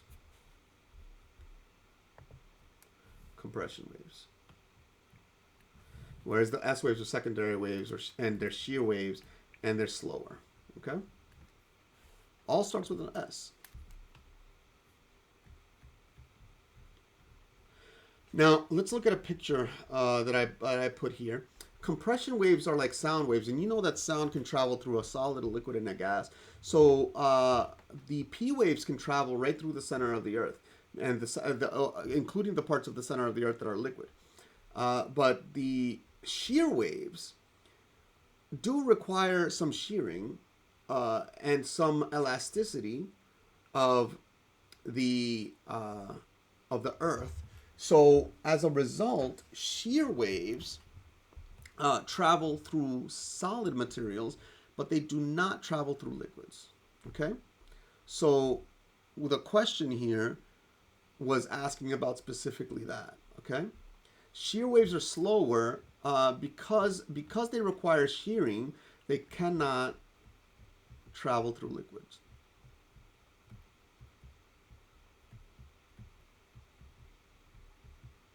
So that was a shocker when we first started detecting compression waves and shear waves and seeing where they came from and how long it took for them to travel. One day we just suddenly realized that they weren't getting to certain places on Earth, and the reason they weren't getting to those places on Earth is that they would have to travel through the Earth, through the center of the Earth, including a part of the Earth that is liquid. So the question that the Earth's outer core is inferred to be a liquid, it has to do all with S waves. So any of this P wave information is not relevant. And choice 2 says that S waves cannot travel through it, which is what we just said. And the fourth one is that S waves travel faster than P waves through it. In fact, they generally speaking just travel slower. But in this case, they don't even travel at all through the liquid part. So it's choice 2. Number 23, a seismograph detects an earthquake that occurred 5,600 kilometers away. The P waves arrived at 10:36 a.m. What time did the earthquake occur? And good luck if you knew this, but I would say this is a reference table question. I will also say this. If the P waves arrived at 10:36 a.m., it can't be that far away from 10:36 a.m. because these waves do travel extremely fast. We're talking about hundreds of meters per second. So hundreds or thousands of meters per minute. Okay? So which means that actually that eliminates the 9 a.m. because that's a way too early relative to 10:36, but it also eliminates choice 4. The earthquake can't happen after the P waves arrive because the earthquake is literally the waves that occur as a result of motion of the Earth at the epicenter of the earthquake. Now this is in fact a reference table question. So we go to page 11 on the reference table, and we see the curve. The P wave curve is the first curve, and we see a relationship between the earthquake, P wave, and S wave travel time. Travel time is on the right, and epicenter distance is on the bottom. So if we're looking for, epicenter distance of 5,600 kilometers, we go up, up, up, remembering that, hold on, let's make it so that we can see the left and the right. 5,600 kilometers, we go up, up, up, carefully, carefully, carefully, till we get to the P wave curve, which is right there, exactly on that black line, which is easier to trace to the left.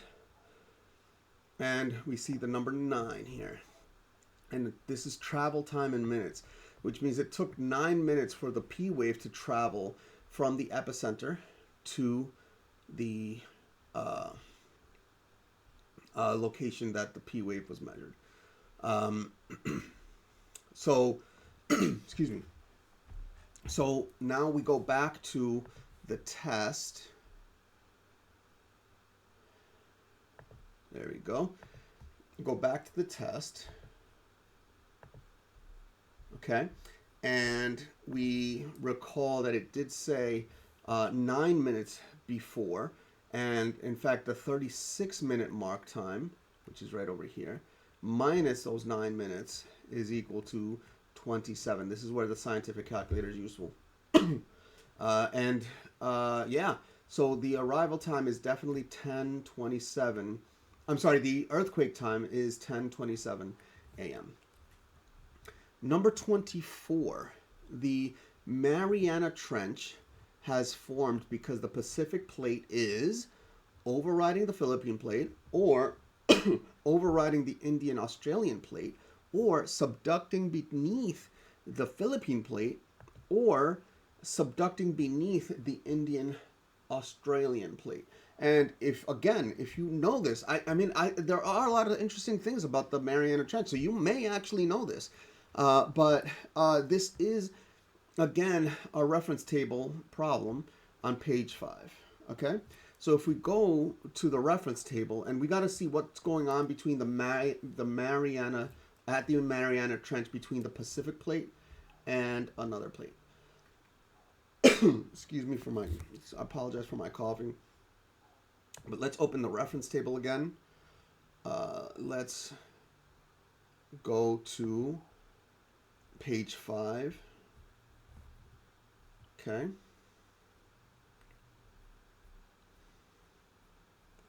I said that I would keep, oh, this is a vertical one, horizontal one. I said that I would keep every cough, every sneeze, all that, because the reason is that I spent like three times as much time editing than I did recording, and then I would want to get to every regents, and I would eventually just not get to all of them. So I found that reducing the amount of editing significantly allows me to put more regents out for you, and they're free. I tutor at 200 at this point between $250 and $300 an hour. So at JuanTutors.com, by the way. So why not put out something for free? And that's what this is. And on this diagram, we look for the Mariana Trench. Okay, which is actually right there. We zoom in here. Mariana Trench, which is interacting with the Philippine plate. And what is that interaction? What are these squares? And by the way, these almost look like the weather map symbols. And in fact, that actually is not a coincidence. So what is going on with those squares? There's a key on bottom, and this is a subducting plate and an overriding plate. So we see the subducting plate, which means it's going under the overriding plate. So we're over here, the Mariana Trench, and they said something about the Pacific plate. So this is the Pacific plate, and what is it doing? It's on the right rather of the squares, the square symbols. So it is the subducting plate, and the Philippine plate is the overriding plate. So at the Mariana Trench, the Pacific plate is subducting under the Philippine plate. So let's go to the test and give that as the answer. The Mariana plate is subducting beneath the Philippine plate. Okay, there it is. Number 25, rock primarily composed of which mineral would be most resistant to physical weathering? Is it calcite, gypsum, halite, or olivine? Now, I remember from my elementary, actually, earth science days, excuse me, that a lot of this question had to do with the hardness of rocks. And so if in other words, physical weathering is reduced by hardness, right? So the question is, which of these is the hardest and which of these is the softest? And this is actually on page 16. This is another reference table. Again, this is a very reference table heavy test, right? As we said. So let's go back to the reference table once again. Okay. And we go to page 16. And I believe that's a vertical one. There it is. And we look for the hardnesses. Okay. So the hardness is on the left and the name is on the right. Okay. So let's look over here. The test said, is it calcite, halite, gypsum, or olivine? So we have to look for the calcite, halite, gypsum, and olivine. Let's see. Let's find. Here's halite, which has a hardness of 2.5. And I think we missed at least one. Calcite here has a hardness of 3. So the answer is not halite. Excuse me. Here, here's the gypsum. Selenite gypsum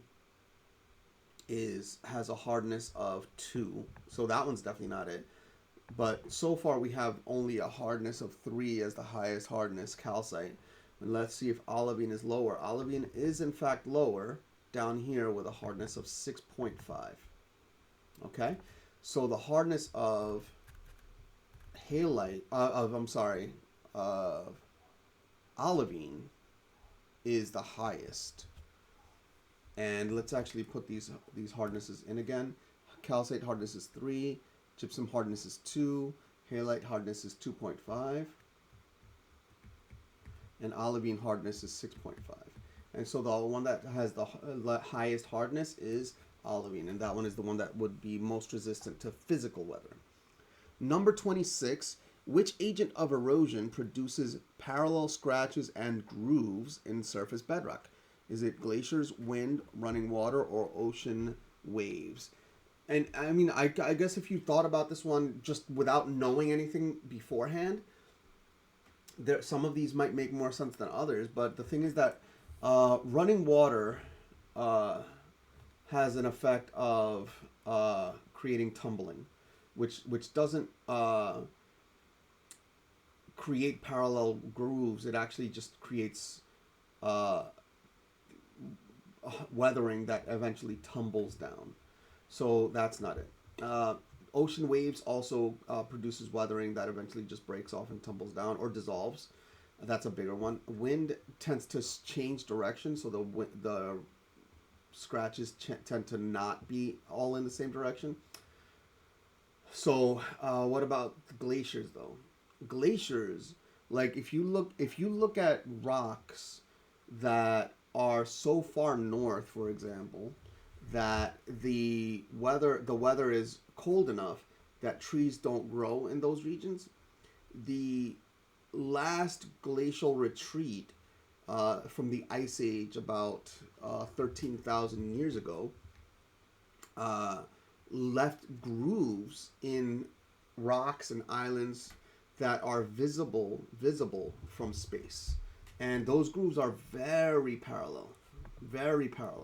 So glacier movement has that weathering effect. Okay, parallel scratches and grooves in surface bedrock. And why are they parallel? Imagine one solid piece of ice, not just this big, but miles or tens of or hundreds of miles across, all moving in the same direction, creating those parallel grooves. Okay. And from there we go to number 27.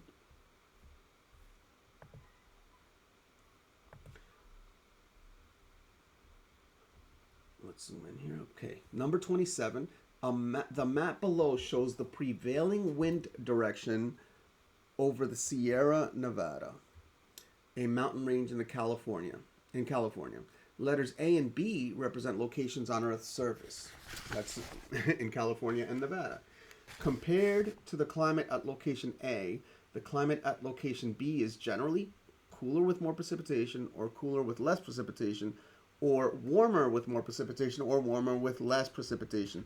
So it is important to know what the weather in California versus Nevada looks like. And in fact, Nevada's weather does tend to be significantly hotter. So Nevada's is probably going to be hotter, right? But it's also what do these mountains do? Like they literally take clouds, which form.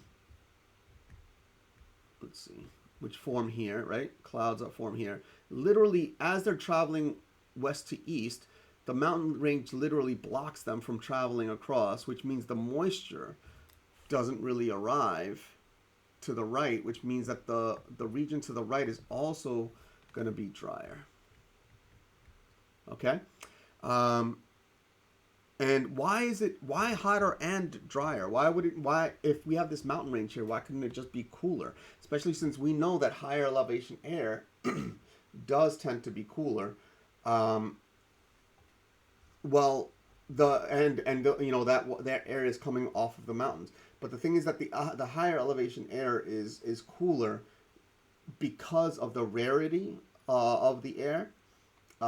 Because of the lack of cloud cover. There's a lot of reasons why higher elevation air tends to be cooler. But as it comes down, it gets hotter because of compression.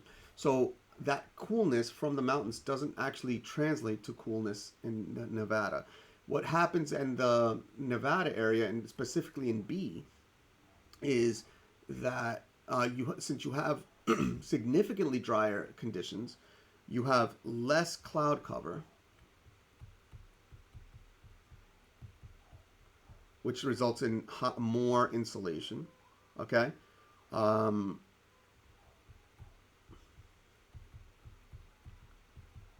which makes it warmer. And by the way, when we say less cloud cover and less moisture, I mean it's significantly less cloud cover and significantly less moisture in that area. So it is the climate, and they want to know about the location B, the climate in location B. It is warmer, cross out cooler, and it is less precipitation. It's significantly drier. Number 28. Which pie graph correctly shows the percentage of original radioactive potassium-40 remaining in an igneous rock sample after 2.6 times 10 to the ninth year? Now, this is a reference table question. And on the very first table on page 1, we see radioactive isotopes and disintegration and half-life. We see for potassium-40, which breaks down into argon-40 and calcium-40, the half-life is 1.3 times 10 to the ninth years. That's 1.3 billion years. So if we go back to the test and we see, so again, the half-life is equal to 1.3 times 10 to the ninth years, okay? Which is, again, they asked us what happens in 2.6 years, which means that we're actually looking at what happens in 2 half-lives. Half-lives. Since one half-life causes half of the substance to decay, 2 half-lives, definitely more than half, has to decay, which means, and if we look at the key, the shaded region is potassium-40, and the white region is the decay products, argon-40 and calcium-40, which means less than half of the region has to be shaded, choice 2 and choice 1 eliminated, and now we have a passing problem. Passing problem because we've eliminated 2 choices. We only have 2 choices that make sense. But now, how we need to make sense of these 2 remaining choices. We have to talk about, in order to do that, we have to talk about what half-life actually means. Half-life literally means that given any amount that you have, half of that will decay in its half-life. In the case of potassium-40, half of whatever remains, whatever is left, decays in 1.3 times 10 to the ninth years. Which means that if you have a sample, which is a circle of fully of radioactive potassium-40, then half of that will decay in 1.3 billion years, okay? And that's what we have over here, the shaded region. But then what happens to that half of the sample? Remember, the sample size is completely blind to what happened in the past. Half of the sample that you have decays in 1 half-life. So if you only have half a circle of potassium-40, then after 1 more half-life, half of that has to decay, which means that we actually can draw a line right here. Half of that decays, and then we're only left with the other half of a half, which is a quarter. So if you redraw the circle of the part that's shaded again after 1.3 billion years twice, we have left a quarter of the original sample, which is actually 3. A really common error is to choose choice 4, because the idea, well, if half of it decays in the first half-life, then the rest of it has to decay in the... No, that's false. Half of whatever you start with has to decay. So half of what you have decays in 1 half-life, and then in another half-life, another half of the remaining half decays, which means you're left with half of the original, a quarter. And in another half-life, if the Earth were able to, and it does last 3.9 billion years, then half of the potassium-40 will remain. That's 1/8. And then if you go back, if you could somehow wait another 1.3 billion years to 5.2 billion years, which is already older than the Earth is, so we haven't had that amount of time on Earth. But if we could wait, then 1/2 of 1/2 of 1/2 of 1/2, which is 1/16 of the original potassium 40 will remain. Okay, never actually gets to zero. You just get half of a half of a half of a half of a half, and then half of a half of a half of a half of a half of a half, like of a half. I don't know. I lost track of how many halves I said. Never to zero. Never to zero. I put this map out over here because of the previous weather one. Like if you look at the mountains that the previous problem was talking about, the Sierra Nevada mountains are like right there. And so you see California has some dryness to it, but it also has a lot of green to it. Then the Sierra Nevada mountains, the left side of the Sierra Nevada mountains are green, and then the right side of the Sierra Nevada mountains are actually gray. This is all a lot of desert. There's some green area, some greenery, but there's a lot of desert. I mean, going all the way up to Washington, Oregon, a little bit of California also, and Nevada, a lot of dryness. You have to go pretty far, and look. You see how green it is over here. You have to go pretty far to the right before you start seeing more green. Okay. So yeah, those mountains have a huge effect on the climate of Nevada, and in fact, they have a huge, enormous effect on the climate of the entirety of the United States, because of the fact that the United States is such a solid landmass. Like if you look all the way across, if the air comes out dry over here, well, what's going to happen as it keeps going? It's still dry. So to get moisture here, we have to get moisture a different way, not from the dry air. Okay. Number 29. The diagram below represents 3 rock outcrops at location A, B, and C. No overturning of rock layers has occurred. Overturning means that some rock layers flipped over.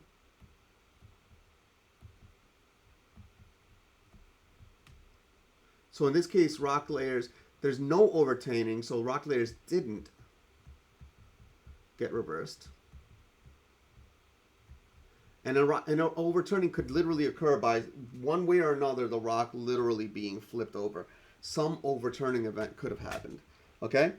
But in this case, rock layers didn't flip over. They didn't get reversed. And then it said which rock unit shown in the 3 outcrops is the oldest. Which rock unit shown in the outcrop is the oldest? Since no overturning of rock layers occurred, the oldest is equal to the lowest. And you might say the lowest. I mean, all 3 bottom layers are the lowest. That would be, I mean, that's correct. But the oldest in location A is the bottom layer. The oldest in location B is that bottom layer. And the oldest in location C is that bottom layer. So now, of those 3 bottom layers, though, which one is the oldest? So now if we look, if we actually map out a little bit of this data, okay? Let's see. I see this, the layer, just visually speaking, the one that pops out to me the most is this one. I'm going to put an asterisk next to this one. And I see that I'm gonna label this as a 1, even though it's not the lowest. Since we have to go down, numbering it 1 doesn't matter too much. Then if we go down, we see layer 2 here, and notice that they match. Okay. Then there's this break in the rock layer. Okay. Then there's a layer 3 here, which I'm going to label 3. So then there's layer 4 right below that, which all of these match. Okay. Then there's another break in the rock layer, which then leads to the same layer 5. And then there's another break in the rock layer. No, there's not another break yet. This is layer 6. There's another break in the rock layer, leaving level 7. there's only one place where level 7 occurs. So this is the oldest rock layer. It's in layer B. It's in location B. So we can cross out choice 1 and choice 4. But now what kind of rock layer is that? Is it shale at the bottom of location B, or is it conglomerate at the top? First off, it's not at the top, so that we can eliminate. So just by saying the top, we were able to eliminate choice 3. So we are actually left with choice 4. Choice 2 rather. Sorry, we're left with choice 2. But it is worth noting that there is a standardized symbolization for these things, for these rocks. So if we go to page 7, and the diagram that matches that the layer that we were just looking at, it's a bunch of dashes with no dots. Here is shale. That's the bottom layer. So that is a layer of shale. Okay? And so it's the shale at the bottom of location B. Okay? That was a cool problem, I thought. Number 30. The diagram below represents the magnetic polarity preserved by minerals within the bedrock of oceanic crust near the mid-Atlantic ridge. Letters A, B, C, and D represent locations on the ocean floor bedrock. Excuse me. And I see magnetic polarity of bedrock is normal and reversed. Normal is just the magnetic polarity of the Earth now. Our compass needles point towards our geographic north, which happens to be, as crazy as it sounds, the magnetic south. So that's a weird naming effect. The reason that that magnetic north, in quotation marks, is actually the south pole of the Earth's magnet, which is somewhat close to the North Pole of the Earth, the geographic North Pole of the Earth, has to do with the fact that magnets point towards, they're attracted towards each other on opposite ends. So a north magnet is attracted to a south magnet, and a south magnet is attracted to a north magnet. Vice versa, south magnets repel each other, and north magnets repel each other. So if you look at a compass and you mark the north needle, it will point towards the southern direction of Earth's magnetic field, which is up, north. So our north needle points north. That's why it's called the magnetic north, despite the fact that it's south. A southern, south facing, a south pointed magnet. That said, again, what we call normal is what the location of the magnetic north is now, which is towards the North Pole. And they're asking that the oldest bedrock is found at A, B, C, or D. And so it's important to know what's actually happening at location A, B, C, and D. And we could actually determine that using the reference table. This is actually a reference table problem. It does help to just kind of know what's going on here, which is why when I'm explaining these problems, I'm not just telling you what the answer is. I'm actually giving you a little bit of history. Let's go here, though, because it's rotated. Okay? If we look at it said the problem is about the mid-Atlantic ridge. Let's go to the mid-Atlantic ridge. The mid-Atlantic ridge is the ridge between, let's say, North America and Africa and Eurasia. Okay? Africa and Eurasia. It's between North and South America and Europe and Africa. Okay? So the mid-Atlantic ridge goes all the way down, and it looks like it's doing the same thing all the way down. So what does the symbol represent? And we again go back to the key, and it says that this is a divergent plate boundary. It's usually broken by transform faults along the mid-ocean ridges, but divergent plate boundaries mean that the plate boundaries are actually separating from each other, which means that in the middle, new rock is formed, which means that the oldest rock is found further away from the plate boundary. which means that this answer is simply asking us which rock is furthest away from that ridge. And C and C, these are both C. B and then B, these are both B. Then none of these are labeled here. And then D is labeled here, and this is also D, followed by A, and this is also A. So the answer to this one is A. The oldest bedrock is found in A.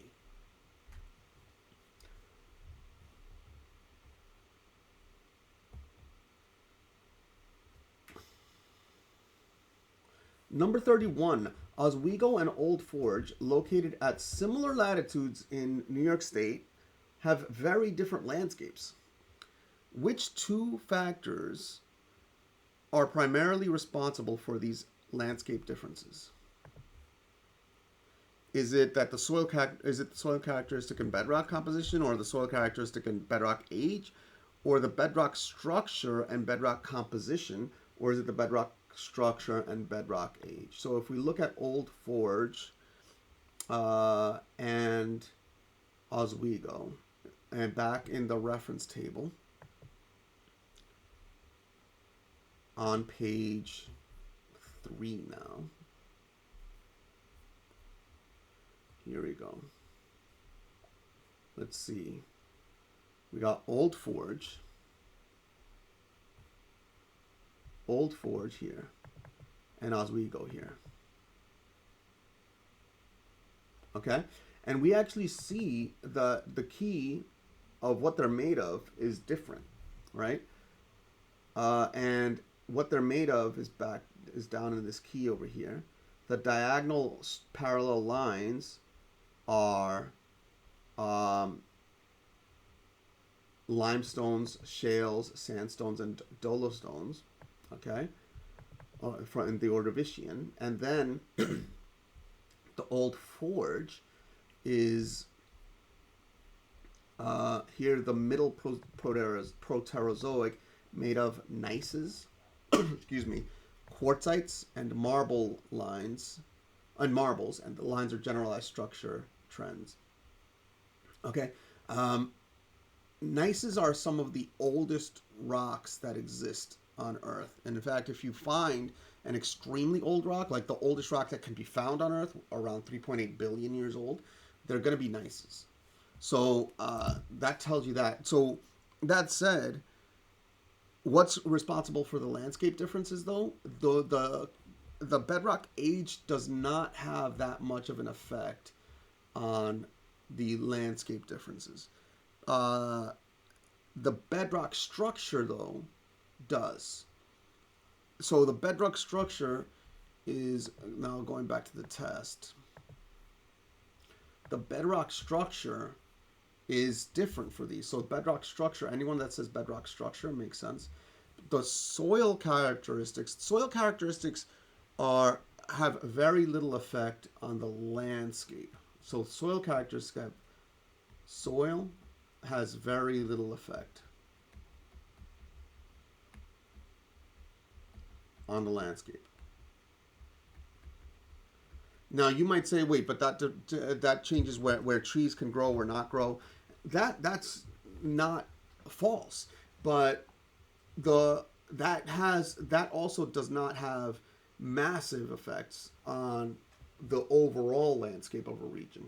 All right, so the bedrock structure is a big factor.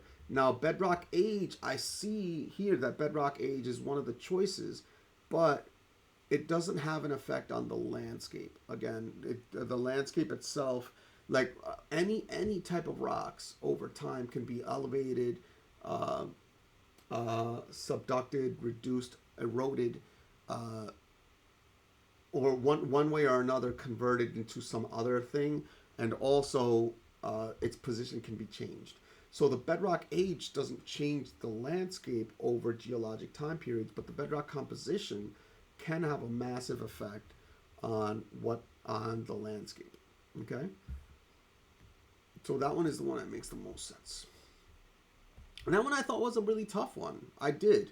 When I was doing the test myself, I was really debating between the two, and I did get the right answer, but I ended up like that one was one of the ones that I was like least sure of when I went to go check my answers, which I do have. I did do the whole test before this video. Of course, you want me to be prepared, right? So you want to know that the things that I'm saying are 100% correct. So let's go for number 32. The topographic map shows the location of Henry Creek. Points A, B, C, and D represent locations on Earth's surface, and we see that A, B, C right there, and D right there. At which location would water at Henry Street be flowing at the greatest rate? Flowing at the greatest rate. A, B, C, or D. And I've heard a lot of reasons why one from students why one might be better than another, but the truth is that the thing that affects the flow rate most, given that these points are actually somewhat close to each other, the thing that has the biggest effect is the slope of the land. And how do we measure the slope of the land? So this is a topographic map. The topographic map, the lines are equal elevations. So this dark curve over here, all of it, every single bit of it, is at 300 meters. Okay? Every single bit of that is at 300 meters. So that means that, and then this next line above it is higher, and this next line below it is lower. So, but all of those lines, all of the points on any one line are the same elevation. So how do you determine the rate of water flow? So water flows fastest when the elevation change is greatest. And since the lines represent constant elevation, that means that, and we're talking about the elevation changing being the greatest, that would mean that the elevation lines are closer together. Closest together. And where are they closest together? Definitely not at A. They're pretty far apart at A. They're very far apart at B, right? At C, actually, this is point C, and they're very close together here. And at D, they're further apart, okay? Which means at point C is the place that the lines are closest together. So that is the place where the water at Henry Creek is flowing at the greatest rate. Number 33, zooming in a little bit here.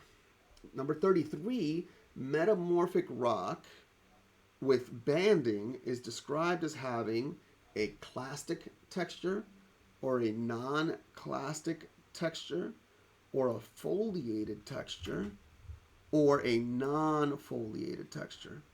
Okay? So we have to know what these mean. This is a vocab word, and unfortunately this is one of those places where we have to know the vocab. A clastic texture have discrete fragments.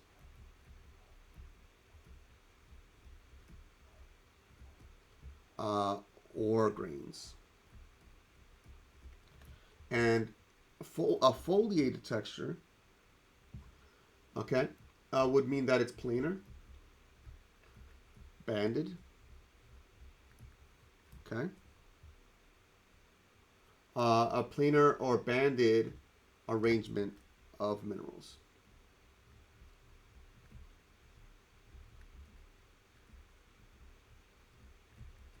Okay, so when they say a metamorphic rock with banding right here is described as foliated. So non-foliated means not banded. Non-classic means not fragments. So we're talking about banding, that's definitely foliated, okay? Number 34, the hardness of a mineral is primarily the result of the mineral's mass, non-metallic shape, or pattern of breakage, or internal arrangement of atoms. So the hardness is really kind of a chemical property. It's not just kind of a chemical property. It's partially it's more than just a physical property. It is a physical property of the rock, but a lot of that hardness has to do with how well the atoms are bound to each other. And atoms that are bound chemically with stronger bonds are going to be harder. Those minerals are going to be harder. So the mass is not the determinant of the hardness. The non-metallic shape, the shape doesn't have any effect. The pattern of breakage, they might be correlated with a question mark, which I don't know of any that necessarily are, but not causal. Whereas the internal arrangement of atoms is the big determinant of it.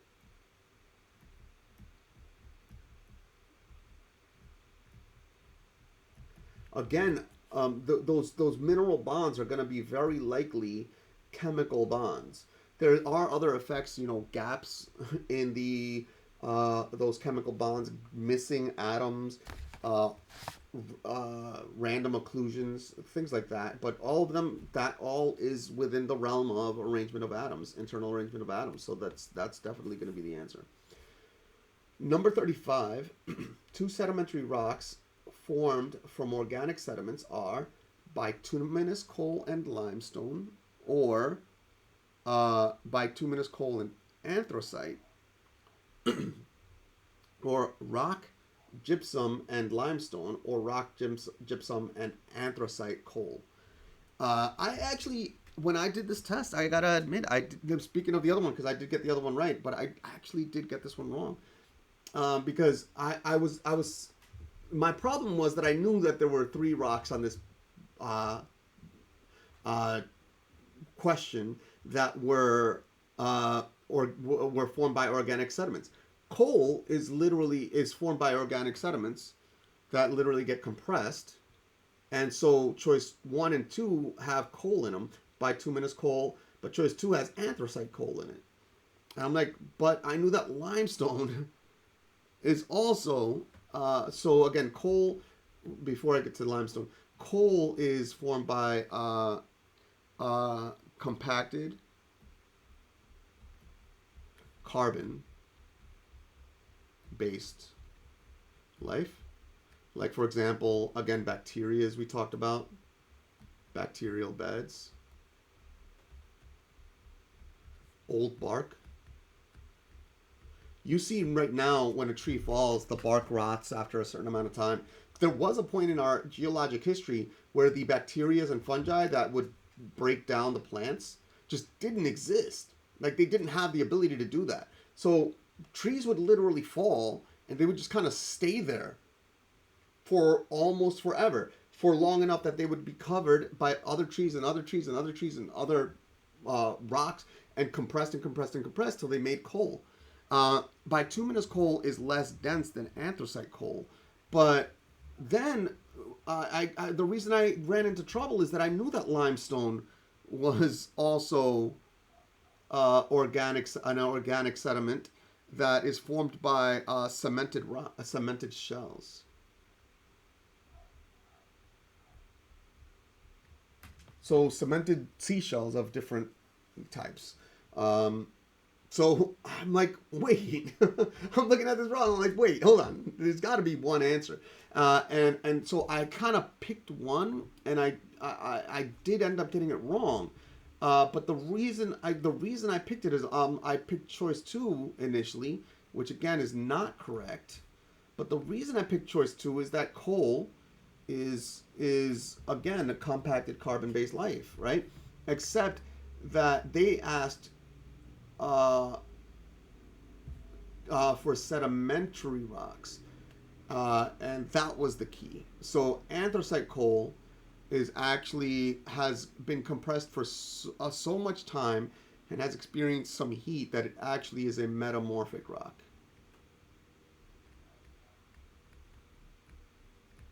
So anthracite coal is a metamorphic rock.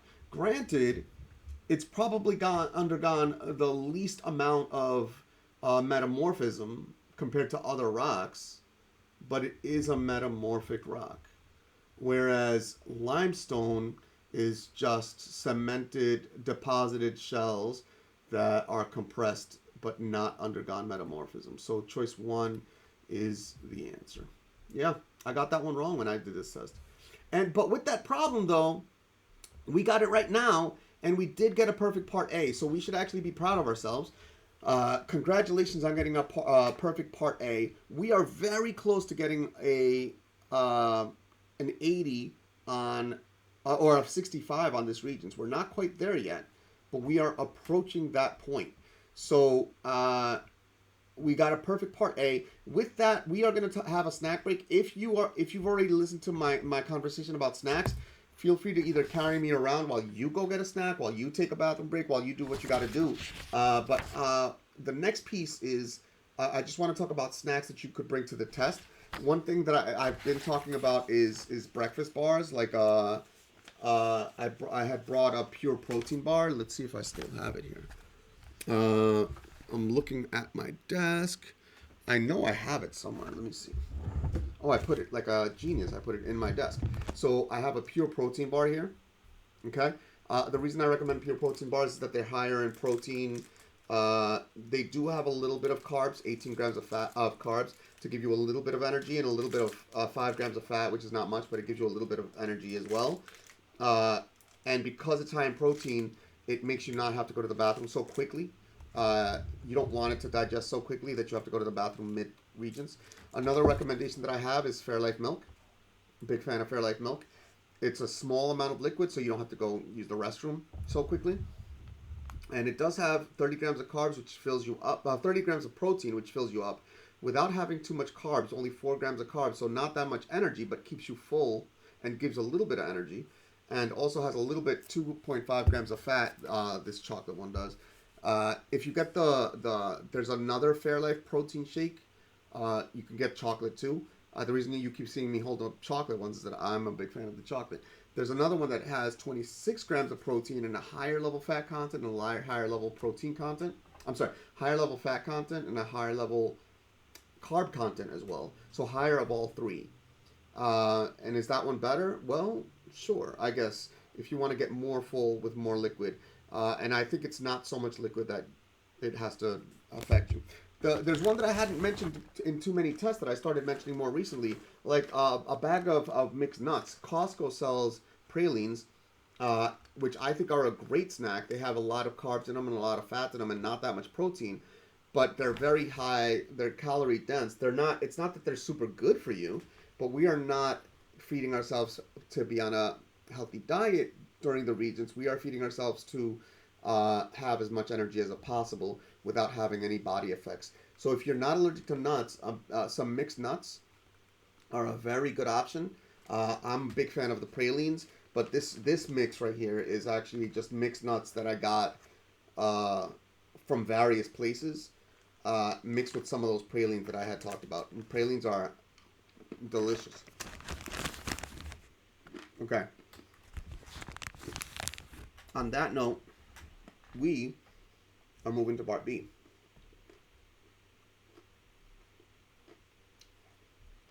So part B is very similar to part A. In fact, the whole test doesn't change. The big change in structure is short answer versus multiple choice. And part B1 does remain multiple choice, so it's not very different. But another thing that changes is that you have like multi-part questions. So this test, unlike the biology, which has a mix of multiple choice and short answer, this test has all multiple choice and then all short answer. And then but the big difference now is that we are now getting to multi-part problems. And we start immediately with a multi-part problem. Base your answers to question 36 to 38 on the passage below and your knowledge of Earth science.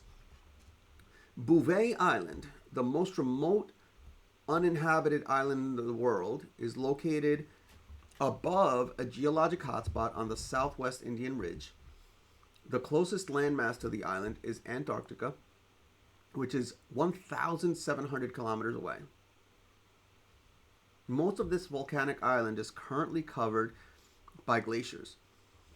Scientists inferred from drill core samples that the last massive lava flow that occurred on Bouvet Island was approximately 2,000 years ago. Okay. Now, then they ask this random question. The distance between Bouvet Island and Antarctica is approximately equivalent to the distance from Earth's surface to the top of the asthenosphere, or the middle of the stiffer mantle, or the bottom of the outer core, or the center of the Earth. That's a bit of an out there question, in my opinion. But remember, it's 1,700 kilometers away is the number that they gave right there. And so this is definitely going to be a reference table question. So if we go back to the reference table, we said that it was a reference table heavy question, test, right? So if you master the use of the reference table, you master this test. Let's go to page 10. Okay. So we got to look for 1,700 kilometers. Okay. And let's see.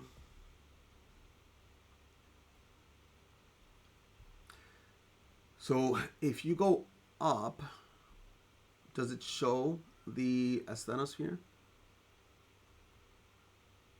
There it is. So the asthenosphere is right here, and the density is here. So we got to get the distances all the way down here. So we got to get, we're at 1,000 kilometers, 2,000 kilometers, 3,000, 4,000, 500, 1,000, 600,000 kilometers. And then, of course, it ends at 6.3 thousand kilometers, 6,300-ish, because that's the center of the Earth. So we're looking at 1,700, which is right between 1,000 and 2,000. And so between these two lines, closer to the second line, closer to the right side line. And we are right over here. And if we go up, we're right there in the middle of the stiffer mantle. So that is the answer to this question. They asked where 1,700 kilometers down is. It's the middle of the stiffer mantle. Okay. Number 37, which cross-section best represents the mantle convection currents formed beneath the Bouvet hotspot? And I see this one. So you got to look at the arrows direction. So we got to zoom in a little bit here. Is it choice 1? This is the Bouvet hotspot. Is it choice 1 where everything's going, looks like it's going clockwise? Or this one where some things are going clockwise and some things are going counterclockwise? And notice that everything over here seems to be going, it's not letting me write for some reason. Everything here seems to be going upward, right? Maybe I should have done that in like red to represent the heat, right? Everything seems to be going upward. Or this choice 3 where everything seems to be going downward. Or choice 4 where everything seems to be going counterclockwise. And then what happens at the middle is that one of them goes up and the other one goes down, right? Whereas choice 1, one of them goes down, the other one goes up, right? Which is actually now here, if you think about it, the thing is that the Bouvet hotspot is you can go around it in 3 dimensions, which means that 2 of these are actually identical.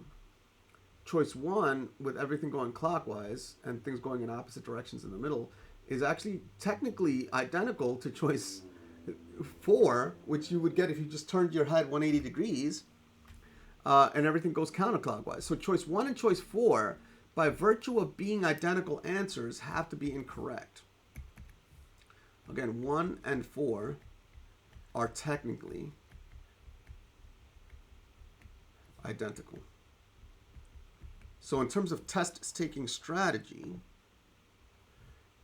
we can eliminate choice 1 and choice 4. So now we have a passing problem, which is great. But now, what about this hotspot? So it's important to know what happens at a hotspot. At the hotspot, the mantle, the hot mantle, is rising towards that higher mass, okay, or that higher mass at Bouvet Island. So the reason Bouvet Island is hotter, is a hot spot, is that the mantle is being pushed up by these currents, okay, which means that choice 2 is the correct answer to this question. Number 38. Excuse me. Number 38. Which ocean current would most likely influence the climate of Bouvet Island? Is it the Antarctic circumpolar current, or the Brazil current, or the Falkland current, or the South Equatorial current? This is page 4 and 5 of the reference table. So if we jump onto the reference table, page 4 and 5, let's see. So first we have to find the Bouvet hotspot. So we got the Easter Island hotspot, the Galapagos hotspot. Let's see. Over here, we got the Bouvet hotspot down here. Okay, so this is where the Bouvet hotspot is, and it's just not far north of Antarctica, is it? As we said, 1,700 miles from Antarctica. So we need to look close to Antarctica. Here it is, the Bouvet hotspot. But what current is that? We actually can go back up here now. And let's see, we're below 50 degrees, above 60 degrees, closer to 50 degrees, which means that we can get to, here's 65 degrees, here's 60 degrees. That's 45 degrees. Okay, so 50 degrees is right around here. Okay, and we see that the current in that area is the Antarctic circumpolar current. So that one is the answer to the question, the Antarctic circumpolar current.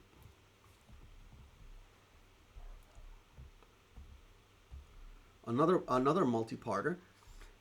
Base your answers on question 39 and 41 on the cross-section below and your knowledge of earth science. We do have to read this because it contains information about the problem. So the cross-section represents a weather front over New York State, the continental polar CP air mass right here is moving into the region now occupied by the maritime tropical MT air mass. The arrow shows the direction the CP air mass is moving. Point A is located within the cloud. Now, which type of frontal boundary is represented? So this was a continental polar front replacing a maritime tropical front, which means that colder air is moving in place of warmer air. What is a cold front? A cold front is cold air replaces warm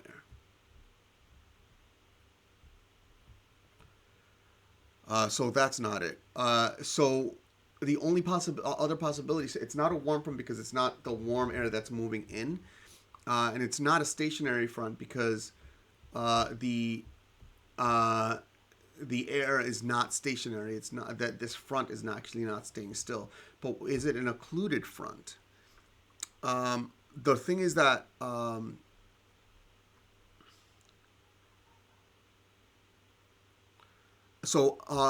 cold front, in an occluded front, the cold air catches up to the cold front, catches up to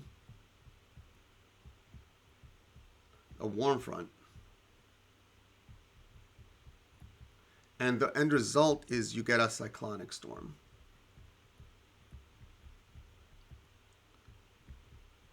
Whereas this one, you're getting a cloud climbing up. So this is a cold air moving into a warm air region. This is a cold front. Number 40, the relative humidity within the cloud at point A is most likely 0%, 33%, 50%, or 100%. You have been in a cloud, even if you have not been on a plane. If you have been on a plane, then you have been in a cloud. But if you've also been in fog, then you've been in a cloud. All that fog is a cloud that's touching the surface of the earth.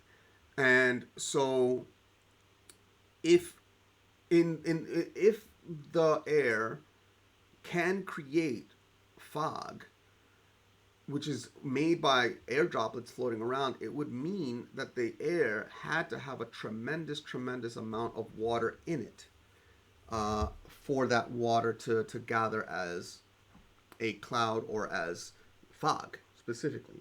So in a cloud, since there are water droplets, the which results in water evaporating and condensing at a kind of consistent rate, that would mean that the dew point has to be just about the same temperature as the air, which means that the relative humidity has to be essentially just about as close as possible to 100%. So the number 41, which statement best describes why clouds are forming along the frontal boundary? So is it that the empty air pushes the CP air up, causing it to compress and warm, or the empty air pushes the CP air up, causing it to expand and cool, or is it the CP air pushes the empty air up, causing it to compress and warm, or is it the CP air pushes the empty air up, causing it to expand and cool? So if you notice, the CP air mass is moving to the right, and the empty air mass is giving way. The only way for the empty air mass to give way is if it goes up. Okay, so the empty air mass. So now we know the CP air mass is moving to the right, and then we might be wondering what direction is the empty air mass moving. It's actually moving up, and a bit also to the right. Okay, but it's moving up. So the CP air is moving the empty air up, so that's correct, as opposed to the empty air pushing the CP air up. In fact, the empty air mass is pushing the CP air down. It's keeping it down. Now, what's happening when the warm air goes up? It doesn't compress, because as air rises, it expands. Rising air expands. And now what does it cool? Excuse me. Does it cool or warm? Expanding air, this is now on the chemistry side, but you got to know it on the earth science side. But on the chemistry side and earth science side, expanding air, it cools. Let me take a sip of this milk. But just the act of expanding the air cools it. And you might be saying, wait, what causes it to get cooler? And that has to do with statistics. Expanded air is just colder. You could have the individual molecules have whatever energy, but the thing is that when you expand the air, that expansion of the air uses energy of the air, causing it to lose energy, so the individual particles just have less energy. Okay? So as a result, expanding air cools, which leaves choice 4 as the answer. Now do know that when you cause hot air to rise, the hot air cools as it rises. And so when it cools, it reaches the dew point. The amount of moisture in the air as it rises doesn't go down because it's part of the air mass. But so what ends up happening is, well, if the amount of moisture in the air doesn't drop, then as the air gets cooler, it gets closer and closer and closer to the dew point, reaches the dew point, and then a cloud is formed. And yeah, we are about to get a passing grade. We had mentioned that number 42 gives us a passing grade. So this next problem is gonna get us that passing grade that we were seeking. Base your answers to question 42 to 44 on the answer below, the diagram below, and your knowledge of earth science. The diagram represents 5 maps labeled A, B, C, D, and E, and the inferred position and shape of the continents on Earth during the 5 periods of geologic time. Here, 1.8 billion years ago, we see that the land masses seem to be basically where they are now, and that's factual. The land does not move very fast at all. But around the time of the dinosaurs, when the dinosaurs became extinct, the South American and African plate were closer, the North American and the Eurasian plate were closer. They were still separated, but then Eurasia, we see there was a lot of separation between Eurasia and Asia, right? India, look at India down here in the southern hemisphere. India kind of slowly climbed up and collided with the Eurasian plate somewhere between the 65 million years ago and now. So, and then of course, a lot of interesting things happen if you go further and further back. Some plates were just merged. You see some supercontinents 200 million years ago. There's a giant supercontinent that goes all the way from the North Pole to almost the South Pole. Antarctica itself, a lot of kids don't know this, but the North Pole is just ice floating on water. The South Pole, Antarctica, is an actual continent with an actual landmass under it. So if all the ice in Antarctica were to melt, you would see land there. And then this is what everything looked like 251 million years ago. So then this says between this problem between 251 million years ago and 1.8 million years ago, India generally moved. Did it move north and east, or north and west, or south and east, or south and west? Well, here's India now, right? Here's India 65 million years ago, so that moved up. Then here's India here. Let's move that over that way to get to the 65.5 million years ago. Where's India in this diagram here? It's here, which means it looks like it kind of stayed still, doesn't it? And here, India's now here, which means it looks like it, again, kind of looks like it kind of stayed still. So between 2.51 million years ago and 1.8 million years ago, it looks like it largely went north, and east. North and east. And with that question, we officially have passed this regions. We have a 65 on this regions.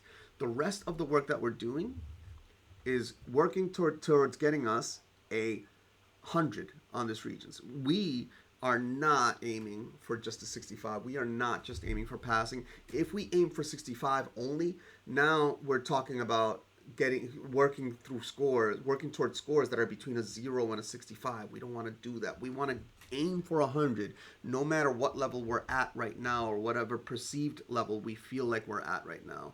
So we are aiming for that 100 and doing everything that we can do to get the best grade possible, including watching this video.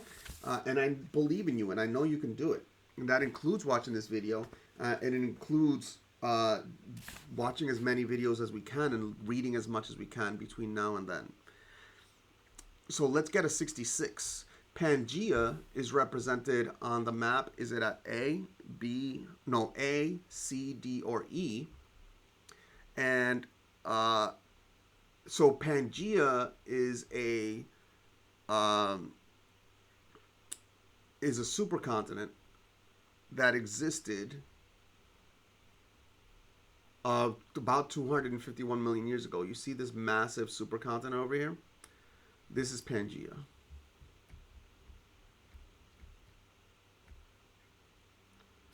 Pangea, did I spell it wrong? Pangaea. This is Pangea, 251 million years ago. Yeah. So that's definitely, that's the answer. So how did I know that? This one did require me to know that. I happen to just remember that from a few videos that I've seen, but you can definitely read more about Pangea in Wikipedia. It's a great source of information. And for teachers who say, well, Wikipedia is not a good source of information because it can be edited by anybody, that's not accurate. Wikipedia is not a good source of information to cite. You can't cite Wikipedia because it's not a primary source. Uh, but it is highly accurate. It's among the most accurate sources that exist today. Um, it's as accurate, statistically speaking, as the paper solid dictionaries that existed when I was a kid. So it's a really solid resource. And not only that, and I repeat this over and over. If you look at the living environment test, I was looking for articles for students to review the living environment test and this test, but specifically the living environment test, because the reason that one is relevant is because I was looking for information about it, and I noticed that the images in the Wikipedia articles were not just similar to the ones in the living environment regions. They were literally the same images. And if you look for the questions were in statement form in the body of the text. So whoever is writing these regions, 100% guarantee they are using Wikipedia to write these regions. So, is Wikipedia a good source? Yes. Probably the best source, given how strongly the people who are making these regions are definitely using Wikipedia to write the regions.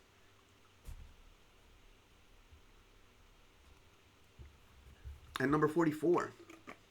Which group of organisms became extinct during the time represented on map A? I mean, there's no way to know that just from map A, but of course it's a reference table problem, page 8 and 9. So let's look at page 8 and 9.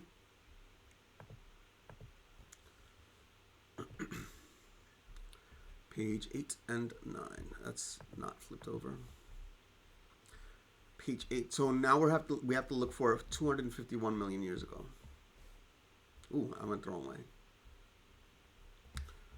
So the question was again, which group of organisms became extinct during the time period, which 251 million years ago. Right here, that number is marked, and it says mass extinction of many land and marine organisms, including trilobites. There we go, including trilobites. And if we look at if we look over here also,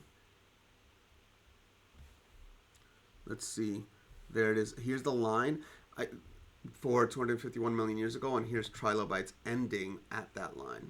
So trilobites is going to be the answer. So let's go back to the test. And in two ways, on page 8 and on page 9, separately, both of those confirm that the answer is trilobites. Trilobites were really cool animals. They basically were essentially like the roaches or beetles or the tridivores of the ocean. And they very much took that niche.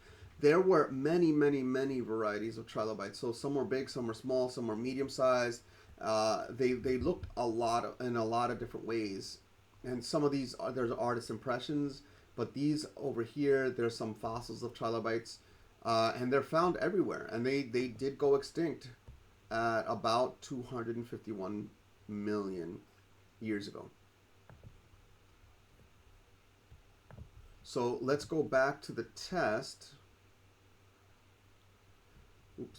Let's go back to the test, and on here, we're going to base our answers to 45 through 47 on the photograph below and our knowledge of Earth science. The photograph shows the Purcell Sill located in Glacier National Park in Montana. The Purcell Sill is composed of igneous rock, the igneous rock diorite, and cuts through the Precambrian age limestone bedrock. Zones of contact metamorphism are indicated, and it says zones of contact metamorphism. Okay, so metamorphism happens through heat and pressure. So the fact that there's igneous rock there that cuts through the Precambrian age limestone, it's going to metamorphize the rock around it. So number 45, the rock that formed in the zones of contact metamorphism and in the limestone is it quartzite, marble, schist, or gneiss? So again, the zones of contact metamorphism, this means that they made contact, and the contact imparted the heat that came with the igneous rock, right?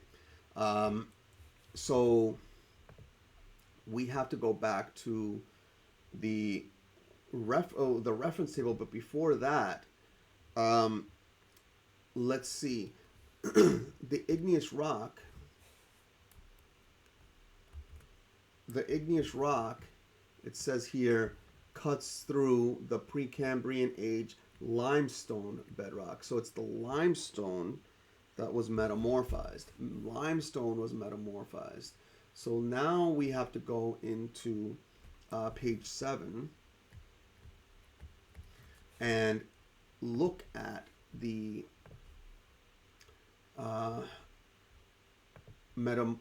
what the original what limestone metamorphoses into. Where's page 7? Where is limestone?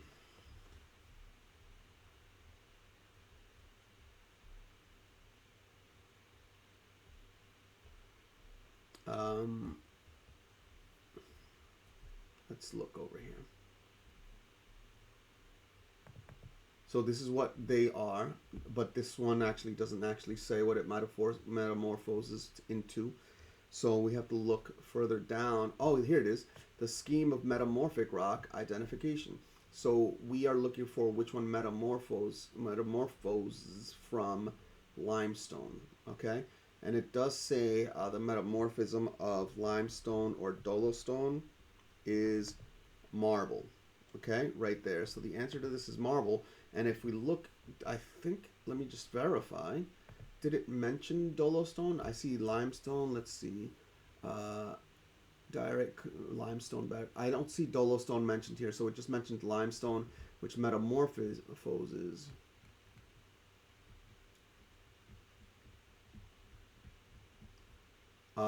into marble through heat.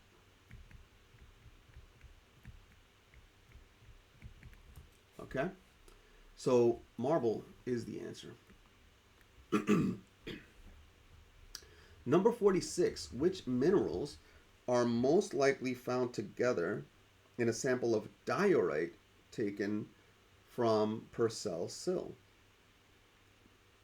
Is it quartz, plagioclase, feldspar, and pyroxene, or plagioclase, feldspar, pyroxene, and olivine, or plagioclase, feldspar, biotite, and amphibole, or potassium, feldspar, quartz, and biotite. So clearly this is a reference table question, and in fact it is page 6. This one was page 7.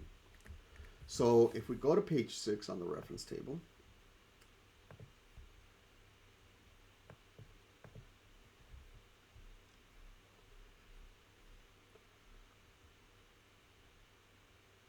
okay, diorite is right here. Okay. So how do we determine which of those the answer is?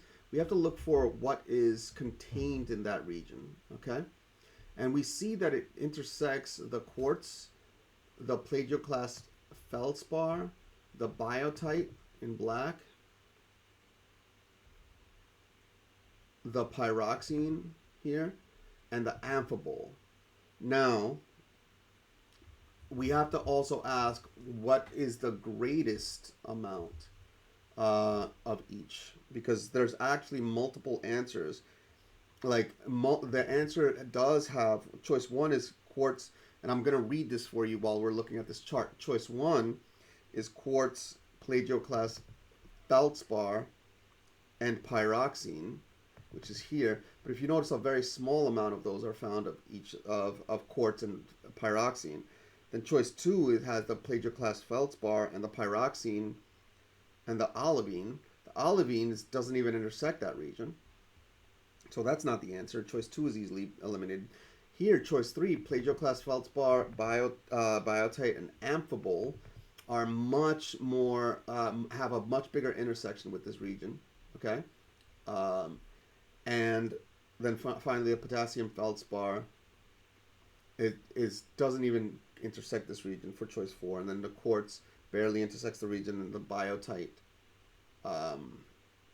does intersect the region. But again, the choice 3 is the one where the region intersects the most. So these are most likely to be found together, and they're next to each other on this chart. That's another important statement.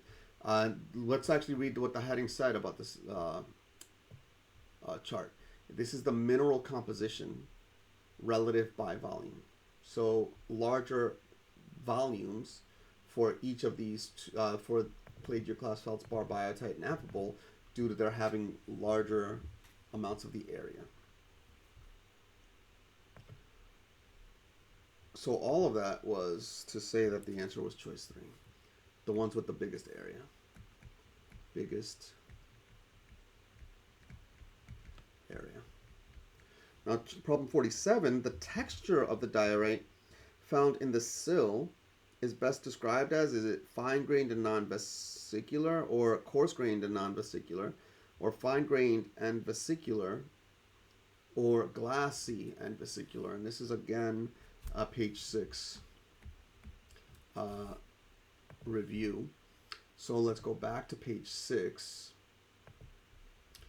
And this is, again, about the diorite.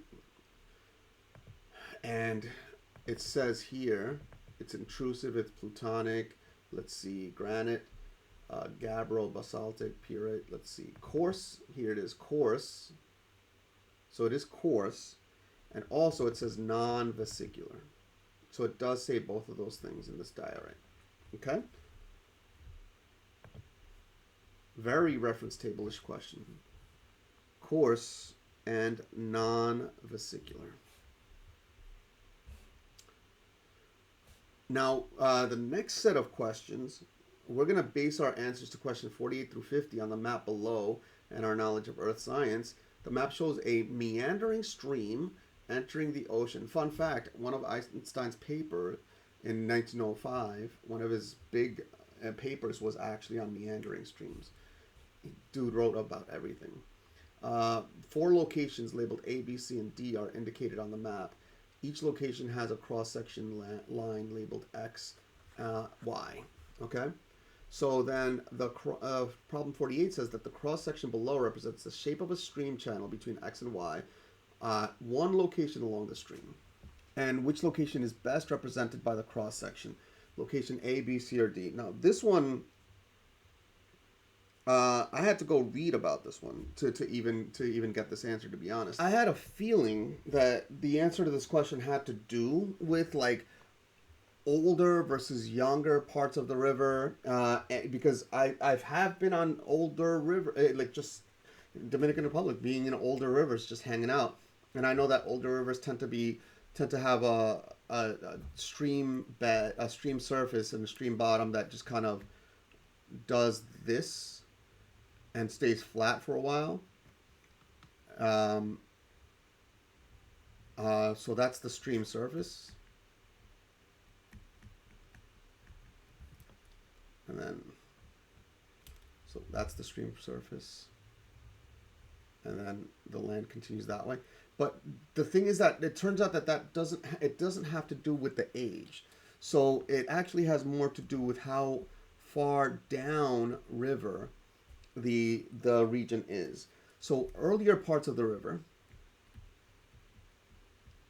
and this had to do, I did have to read about this afterwards. Earlier parts of the river are shaped more like a V. So why are they shaped more like a V? Well, the water running through the river causes erosion. The water down the river, going down the river, causes erosion.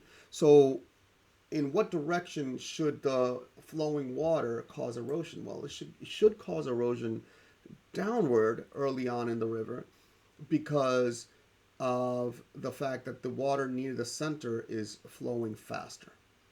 So that's one reason. Now the thing is, and I know that that's true, early here, but I know that it's true that the center water is flowing faster in all parts of the river, so that's not a good enough argument. So let's actually think about what happens in the middle parts of the river.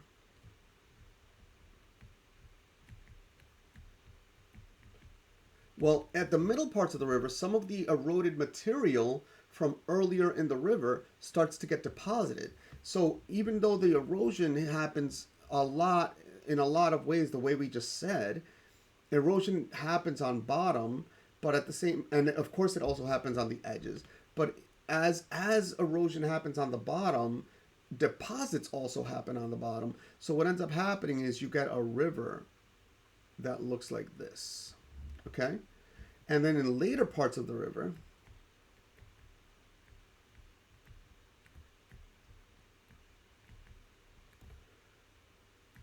you get a lot more of those deposits. So the river ends up looking like this and then largely goes flat across and then comes kind of back up. Okay?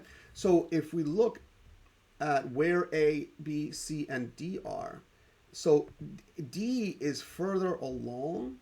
So so if I had to say D is further along, this would probably be more like uh, where what it might look like near point D, and definitely what it looks like near the delta. But earlier parts of the river mean way high up in the mountain. So the middle parts of the river include A.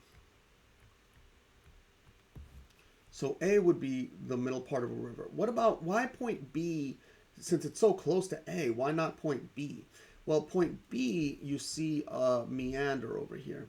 And that's a hint that that part of the river is older, and that water is also flowing more slowly.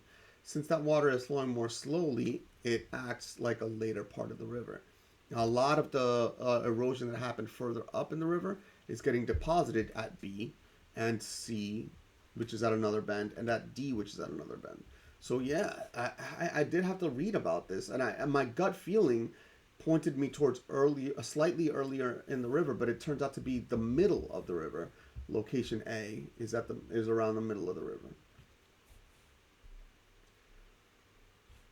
Number 49, the velocity at a certain location in the stream was measured to be 100 centimeters per second. That's a meter per second. What size sediment particles will be transported at this location? We have to go into the reference table and I was looking up river information again to confirm my answer. I didn't want to say anything that was incorrect at that point. But now we go into the river erosion and deposition. Let's see if we could find that. Let's see. Nope, not here, not here, not here. Not. Oh, there we go. So this is on page 6. Particle relationship of transported particle size to water velocity. So we said that the speed is 100 centimeters per second, which is right here. 100 centimeters per second. So the rock type that is transported is the dark line right there. And we go to the right from here. And we see particle diameter is between 1 and 10, maybe like 3. And the name of those here is pebbles. Pebbles are between 0.2 and 6.4 centimeters in length. If you're ever wondering what a pebble is versus a cobble. A pebble is between 0.2 and 6.4 centimeters in length. And we have pebbles, okay, as the answer. So let's circle. Well, let's check off that. So the thing is it pebbles only? Well, the water is able to. Choice 1 and choice 3 are missing pebbles, but the water is if the water is able to carry pebbles, it's also able to carry smaller material, which includes clay, silt, and sand. So this is actually the answer because choice 2 said pebbles only. That doesn't make sense. Any pebbles and smaller. Okay. Number 50. What is the name of the depositional feature located at the end of the stream where it enters the ocean? Is it a floodplain, a watershed, a tributary, or a delta? So what is a delta? The name comes from the Greek letter delta.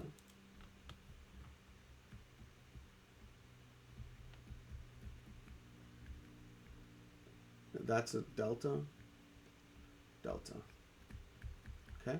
And if you look at the end of a stream, we always get this triangular kind of shape. Okay? So where the bottom of the delta is right here, right? So if you turn your head, it looks like that Greek letter delta. And here, this picture that I added here is the Nile River Delta. And if you see, once again, this kind of triangular shape at the end of a river, that is a delta. So that is exactly what a delta is. Some of these other words, vocab words, a tributary is a stream which flows into a larger lake. A watershed is an area of land that channels rainfall towards a larger body of water, like a stream, and which then the stream then channels to a larger body of water itself. And then a floodplain is a flat area of land near a river that's prone to flooding when there are times of high water. Going now, we can now celebrate a perfect part B1. We are now going into a part B2. Our next goal is to get an 80 on this region. So our next goal is to get an 80 on this regions. And so now what do we need to do to get an 80 on the regions? We basically need to get to 58 questions. So we are almost there. The rest of this test is going to have short answer questions. Every single question is now going to be a short answer question. We got to base our answers to questions 51 through 53 on the passage below and your knowledge of earth science. Evolution of stars. A star forms from a huge dust and gas cloud called a nebula. Gravitational forces cause the cloud to contract. As matter in the cloud draws closer together, temperature and pressure increases, causing hydrogen to combine, forming helium in a nuclear process. The energy released by this process is eventually radiated into space in the form of electromagnetic energy, light, some of which can be seen by humans. A star about the size of our sun takes about 10 billion years to go through its life cycle. It begins with the formation of a main sequence star, then goes through a giant star stage. Finally, in its late stage of existence, it becomes a white dwarf. Stars much more massive than our sun undergo explosions called supernovas. And then question 51 says to identify the nuclear process that produces energy in the star. And here it is. It actually says that temperatures and pressure increase, causing the hydrogen to combine, forming helium in a nuclear process. There it is. And I actually have a diagram of what's happening here. These two hydrogen atoms here, the yellow is representing a proton and the blue is representing a neutron. So this top element is a deuterium nucleus with one proton, one neutron, and this one is a tritium nucleus with one proton and two neutrons. And the deuterium and tritium, both hydrogen, combine to form this very quick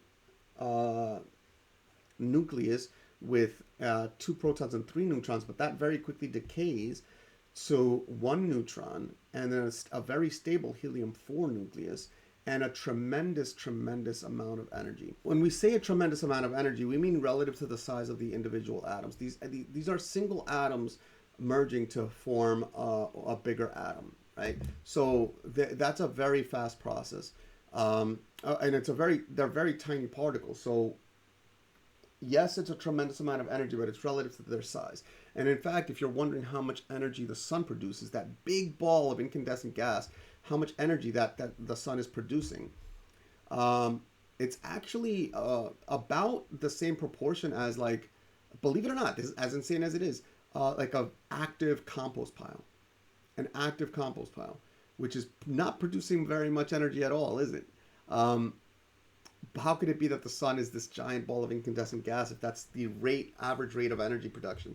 Well, it's because the sun is so large. A lot of that heat gets stuck inside of the sun, and so the sun gets hotter. That's it. And then it's kind of a positive feedback loop. The sun gets hotter, more hydrogen is able to be fused, which causes it to get hotter, etc., until it reaches kind of a stable state for a very large chunk of its life. But for that time, it's really per unit area, it's producing per unit volume, it's producing about the same amount of energy as an active compost heap. So if you had a compost heap, if you want to know how to make a star, just create a compost heap and just make it the size of a star. Or, get the hydrogen to fuse, whichever is easier. That said, to identify the nuclear process that fuels this, that produces that energy, again, it's the fusion of the hydrogen into helium, at least initially. So it's nuclear fusion, which is energy-wise much higher, about a million times greater than any chemical reactions between atoms. So mass by mass, it's a much higher energy level.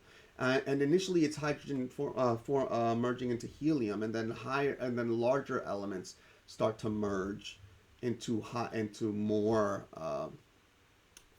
bigger and bigger elements. Number 51, identify one star that was formerly a sun-sized star but is now in its late stage of existence. And this is, in fact, a reference table question. This is a really cool chart.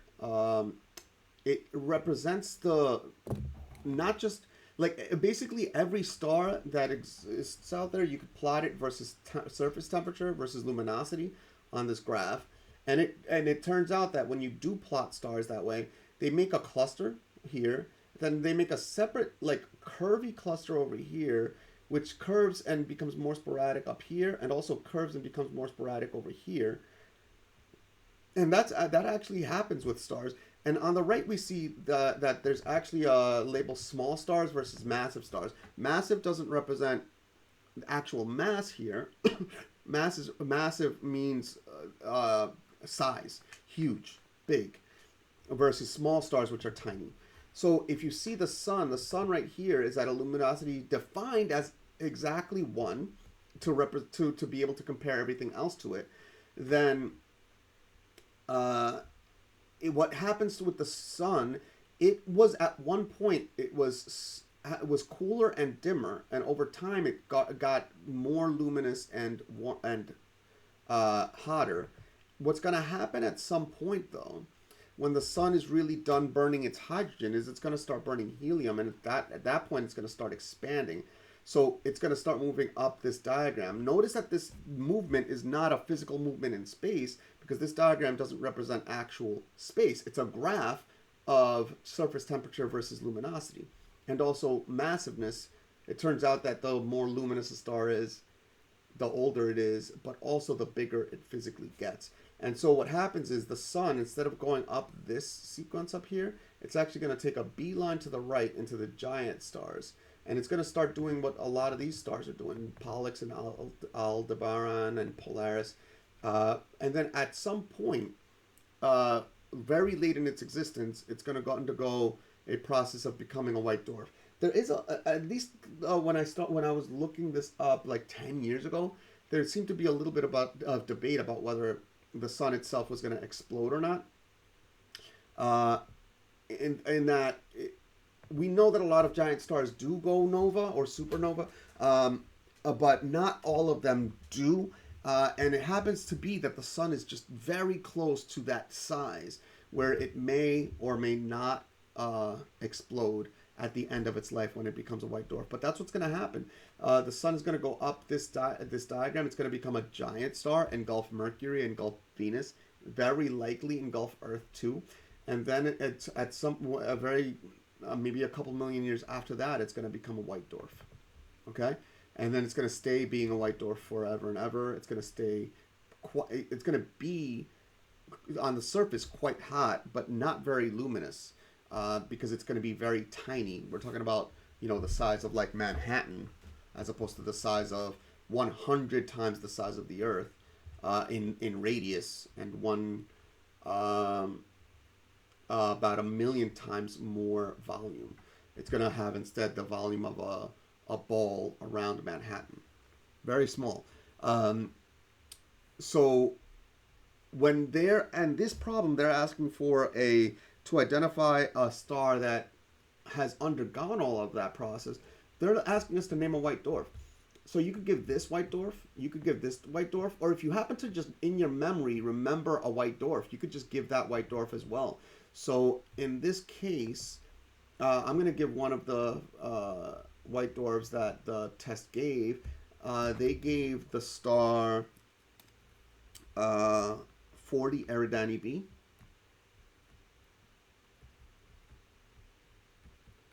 You could have also given Procyon b. Or if you happen to just randomly remember the name of a white dwarf somewhere out in space, you could have given that one as well. Number 53, Barnard star and Betelgeuse are stars having a similar color and surface temperature. Explain why Betelgeuse will most likely undergo a supernova, but Barnard star will not. And so if we go back to the reference table, the same exact page, if we look, Barnard star is all the way down here. Now, Barnard star is an interesting star in that it's actually going to be approaching. It's we know that Proxima Centauri is the closest star to the Earth, but Barnard star will eventually be the closest star to the Earth. It's approaching the Earth actually very fast, and it's thought that it might actually approach as close as 0.3 light years, but as far as maybe 2 light years. But it will definitely eventually, and not after a very long time either, it will eventually be the closest star to the Earth. But that has no effect on whether it goes supernova or not. What does affect whether a star can go supernova or not is its size. And Betelgeuse is one of the biggest stars out there that exist. Betelgeuse will go supernova and will leave behind either a neutron star or a black hole. That's the nature of supergiants. That's how they end their lives. Barnard star is just not big enough to do that. It may go giant, but it'll probably very nice smoothly without too much of a nova explosion transition, probably slow, or no explosion at all. It may just smoothly transition into a white dwarf stage.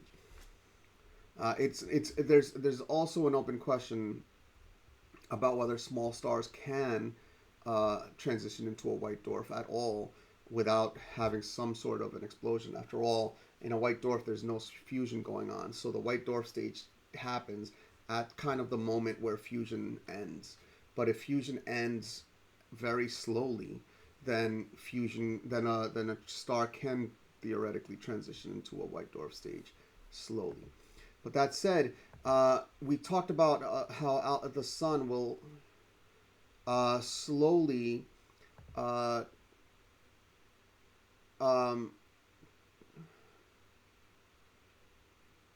transition into a giant and then eventually a white dwarf. But Barnard star will not. Sorry, I had to pause for a second. Barnard star will not, but Betelgeuse is already at its supergiant stage, so it will explode. So you can give any one of those two statements or both, and that'll be points. You could say that Betelgeuse is a supergiant, and that's how supergiants end their lives. You could also say that Barnard star is too small. Okay?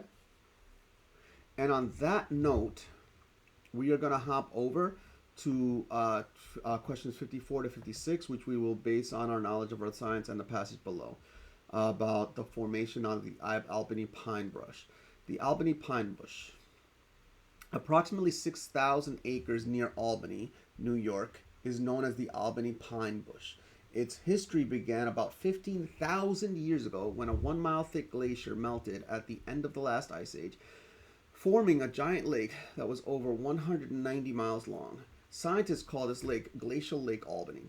The lake eventually drained and the sandy deposits on the lake floor were blown into sand dunes. The sandy dunes were gradually covered by plants. And they want us to identify the geologic period when Glacier Lake was formed. So this is page 8 on the reference table. So if we go to page 8 on the reference table,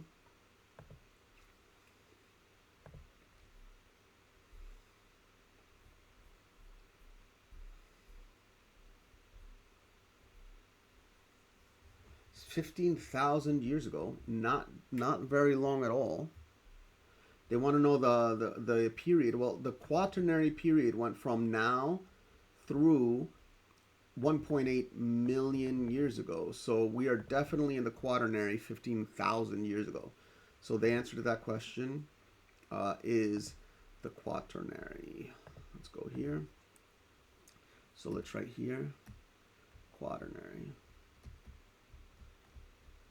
And number 55, identify the entire range of sand sizes covering the lake floor when Glacial Lake Albany drained.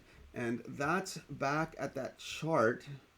Let's see, I don't recall the exact page number right now. We had looked at it earlier today, though. It was it had not only the sizes that can be carried. It was page 1. Not only, no, it was not page 1. It had not only the sizes of pebbles of particle size that can be carried, but it had their names too. So they said sand, right? Sand, which is from here to here. So they wanted to know the particle sizes. Those are the particle sizes. Okay? So let's put that. So 0.006 centimeters to 0.2 centimeters. And so 0.006 centimeters to 0.2 centimeters. That's the full answer. Because they said sand. Okay? And what page was that again? That was page 6. And then the number 56, identify the agent of erosion that formed the sand dunes from the sediments left on the lake floor after Glacial Lake Albany drained. And they actually said what happened. They said here the lake eventually drained and the sandy deposits on the lake floor were blown into sand dunes. So this is definitely wind. And there we go. And number 58, we're about to get an 80 on this test, which is phenomenal. We're about to get an 80 on this test. We want to base our answers to 57 through 59 on a graph below and our knowledge of earth science. The graph shows the change in the heights of tides of a coastal location for 2 days. And we see, we do take a quick look at the graph, change in heights of tides. You see height of tide from 0 to 3. I see times, I see Saturday, I see Sunday, then I move on and I look at the graph again later. It says determine the height of the tide at 5 p.m. on Saturday. So I look at 5 p.m. on Saturday. 5 p.m. on Saturday is between 4 p.m. and 6 p.m. So if I go 5 p.m. on Saturday, I don't know, right around there.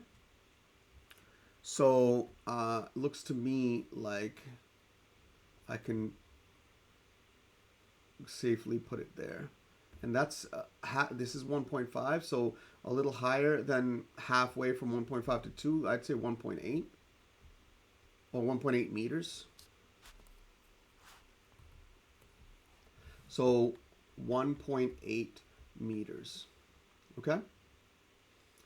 And they do give you a little bit of wiggle room for that answer. So if you didn't get your line as straight as mine is, then you might have gotten a slightly different answer. But there's a limit to how much you could do. Because if you went too far to the left, you might get like 1.5. And if you went too far to the right, you might get something well above 2. So 1.8 is the most accurate, but they allow some wiggle room. Predict the time of the next high tide on Monday, including AM or PM in your answer. And so I notice that this high tide occurred around 7.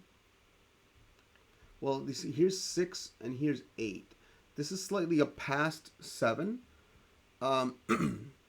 So if I said 7:15, maybe, and then here, the next high tide here was okay. So this is 6 p.m. and 8 p.m. So this one seems to be like a 7:45 or so. Okay. Then here, this one is almost exactly at 8, but it's a little bit after 8 a.m. So I'm going to say 8:10 a.m. Oh, and this first one was 7:15 p.m. The second one was 7:40. I'm sorry. I misspoke. That was 7:15 a.m. The second one was 7:45 p.m. The third one was 8:10 a.m.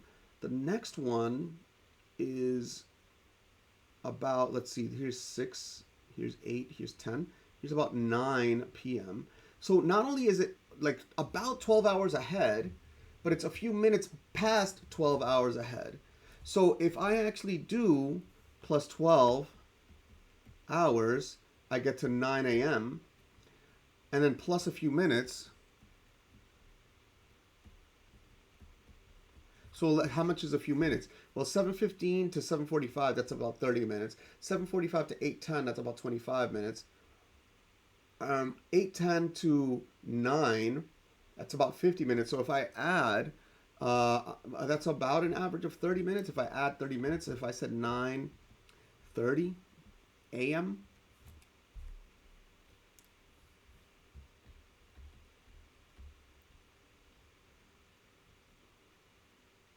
a.m.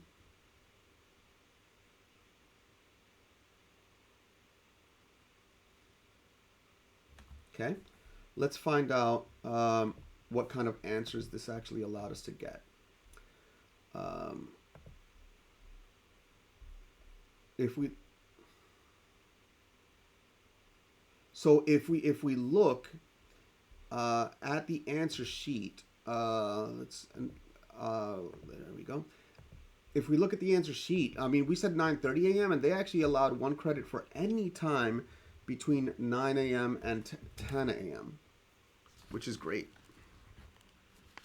Number 59, identify the force that causes tides. Well, tides are literally caused by the pull of the moon on the Earth. But there's a lot of factors going on here. The moon on the Earth, but also the sun on the Earth, and that's actually important. The tides are 4 times the amount of force on the tides occurs due to the moon, and 4 times less of the force is from the sun. Even though the sun is more massive and in the sky about the same size, it's so much farther away that its gravity is less effective than the gravitational force of the moon on the Earth's surface. And so why doesn't the rock of the Earth bulge and get moved around by tides? Well, it does a little bit, but of course it's not a liquid for the most part.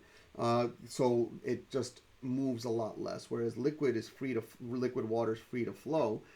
But that force that is pulling on the water is gravity. So the moon, let's say, for example, in this case, it is the moon and the sun. So, but let's say the moon pulls on the water and it bulges, but then the rotation of the Earth pushes that bulge forward. So there's always this bulge that on the Earth that is slightly ahead of the location of the moon.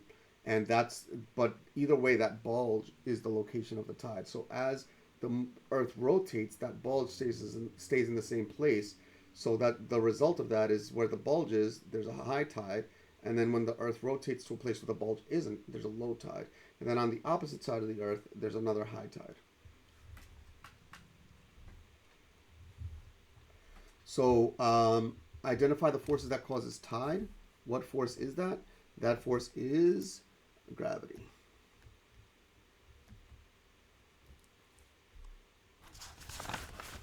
On that note, we move away from this topic to number 60 to 61. And we're going to base our answers to question to 61 on the diagram below and our knowledge of Earth science. The diagram represents the effects that cloud thickness has on incoming solar radiation reaching the Earth and outgoing radiation. Thickness of the arrows represents relative amounts of radiation. So we see incoming in solar radiation, and with a smaller arrow of reflected solar rays, which again, thickness of the arrows represents the relative amount of radiation. Here, some of that radiation passes through, and then we see that the reflected radiation off of the Earth is smaller than the radiation that hits the Earth. And then also, there's outgoing radiation just due to random cooling, okay? So there's also some outgoing radiation that goes to the clouds and then sometimes gets pushed back down, or some of it gets through the clouds and goes out into space. Whereas in this case, with thinner clouds, the incoming radiation is largely reaches the Earth unabated. A small amount gets reflected to the back into space. When the incoming solar radiation hits the Earth, a small amount of it gets reflected via solar radiation. There's also a small amount of outgoing radiation. This is just the Earth cooling through its, all things radiate heat, including you, including me. All hot things radiate heat. So some of that heat is dissipated, but then it reaches the thin clouds. Some of it, a small amount, gets pushed out, while some of it goes past the thin clouds into the atmosphere. So number 60 says, and it does say that some insulation is absorbed in heats Earth's surface. And this number 60 says, describe how the thickness of cloud cover at a particular location affects the relative amount of solar radiation reaching the Earth's surface. So this is talking about only the part that reaches the Earth's surface. So this is this part versus this part. Okay. The thicker one is where the thinner clouds occur, and the thinner one is where the thicker clouds occur. So, in this question, thicker clouds. Ooh, that's weird.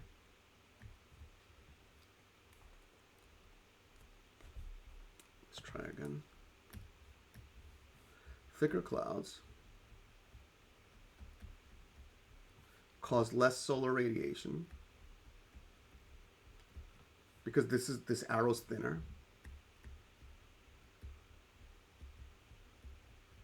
to reach Earth's surface.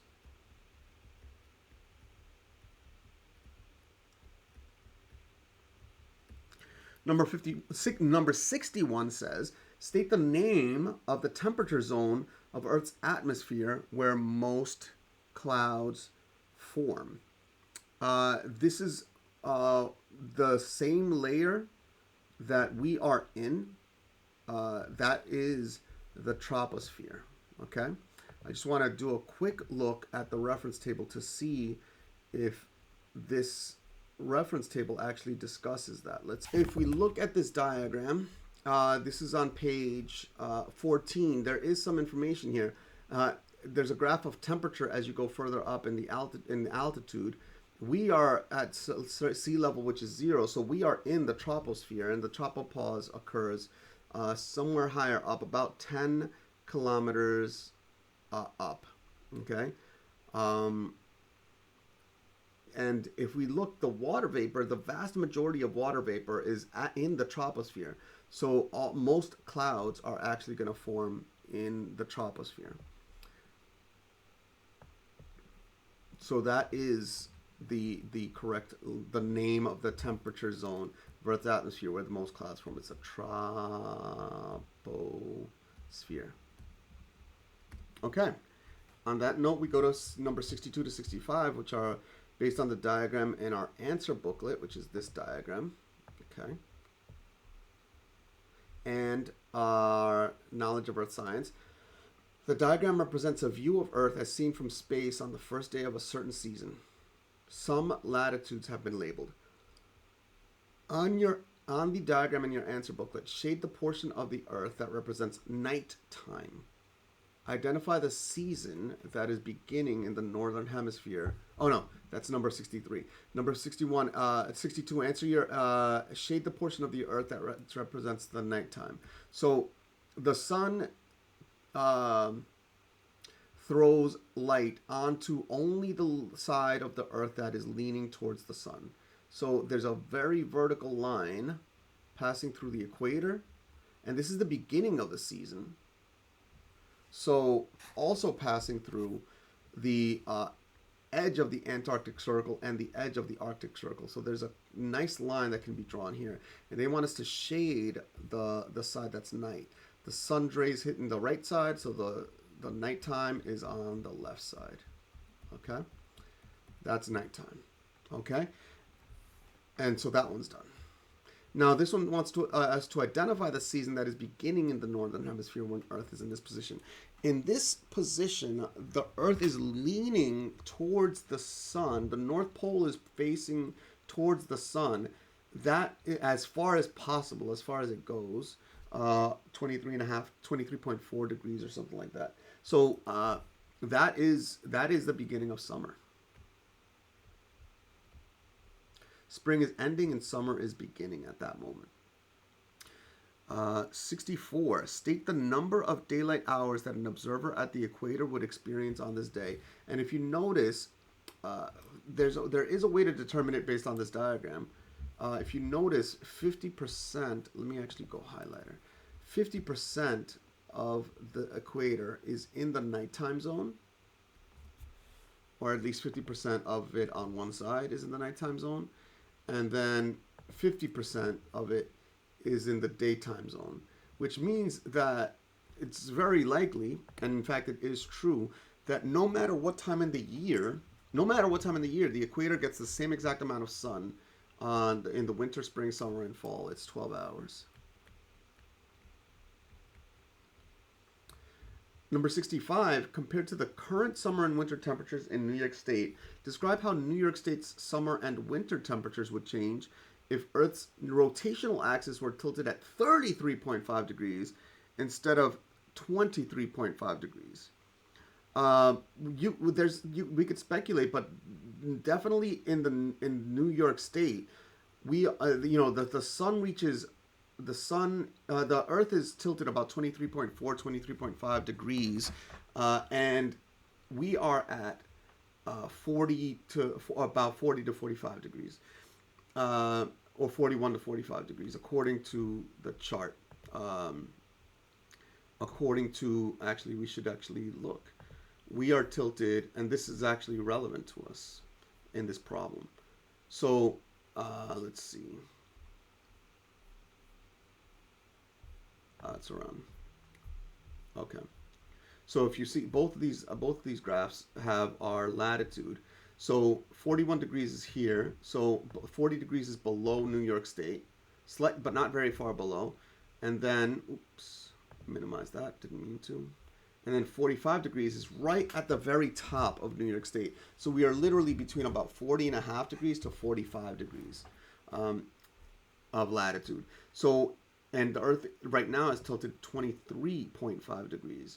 So then the question was, what happens if the Earth is tilted 33.5 degrees instead of 23.5 degrees? So that would mean that the New York State would be more tilted towards the sun in the summer, and more tilted away from the sun in the winter.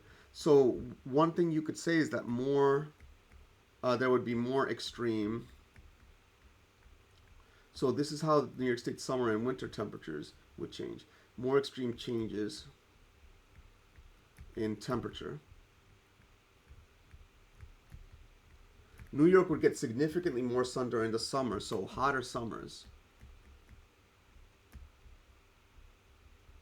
And it would get significantly less sun during the winters, so colder winters. In fact, the Arctic Circle would then be 33.5 degrees instead of 23.5 degrees, which is actually an expansion of the Arctic Circle by more than double. That would be a significant amount of region that would experience extremely cold winters, while at the same time it would be very strongly tilted to the sun's rays during the summer, which I think that would mean that likely now there are other factors to consider, like the direction of circumpolar currents, air currents, and water currents. But I think in that case, it would be very likely that the North Pole would freeze uh, very far down and also melt in very extreme ways. And that would probably be the same true about the Antarctic Circle. Yeah, it'd be pretty extreme.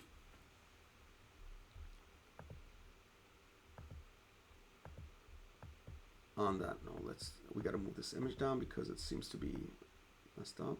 There you go.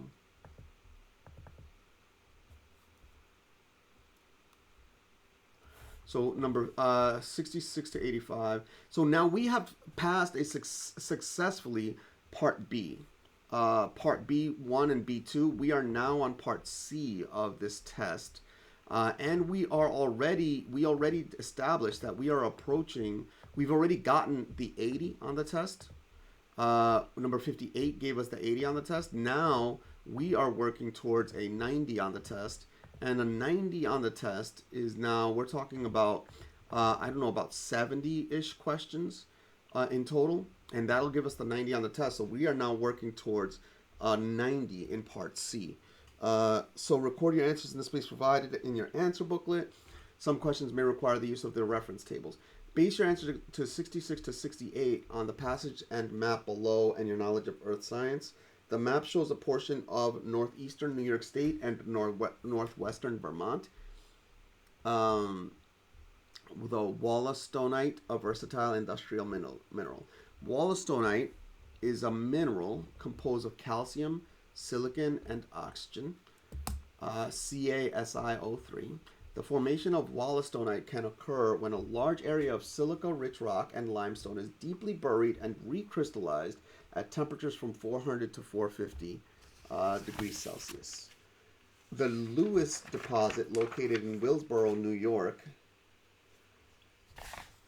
contains approximately 60% wollastonite. Since the early 1980s, wollastonite has been used as a replacement for asbestos in products such as insulating boards and panels, roofing tiles, and brakes. Wollastonite is also used in ceramic glaze mixes. And northeastern New York State and northwestern Vermont. And we see, here's New York, here's Vermont, Lake Placid, Willsboro, Plattsburgh, here's Lake Champlain. Okay, so then number 66 says, identify the process that recrystallizes silica-rich rock and limestone into wollastonite using heat and pressure. And if we look on this is page 7 of the reference table. Okay, that was weird. Page 7. Okay. That's the grade that we were just talking about. But if we look on page 7,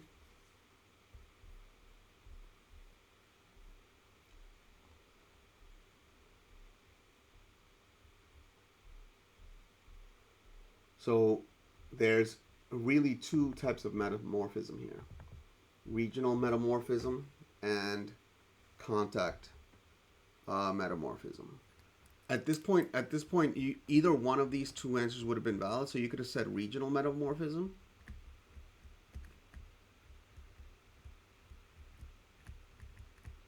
or contact metamorphism.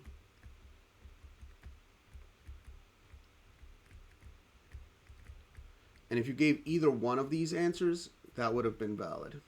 All right. This is not true. 58 gave us an 80 on this test. That must have been from a previous video on another thing. We already got the 80.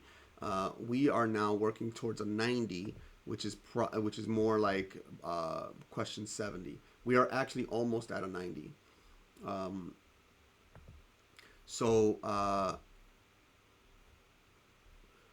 Let's look at question 67. Identify, here we go, 67. Identify one mineral other than wollastonite which is used in ceramics. So I know in ceramics we use clay. But you could have also said feldspar. Okay. Shale would have been valid as well. Number 68, identify the New York State landscape region in which Plattsburgh, New York is located. So that is on page 7 on the reference table. So let's look at page 7 on the reference table.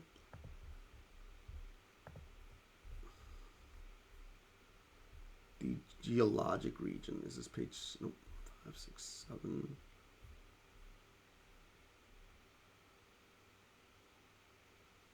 I wrote page 7, but that's not correct. Sorry, that's not.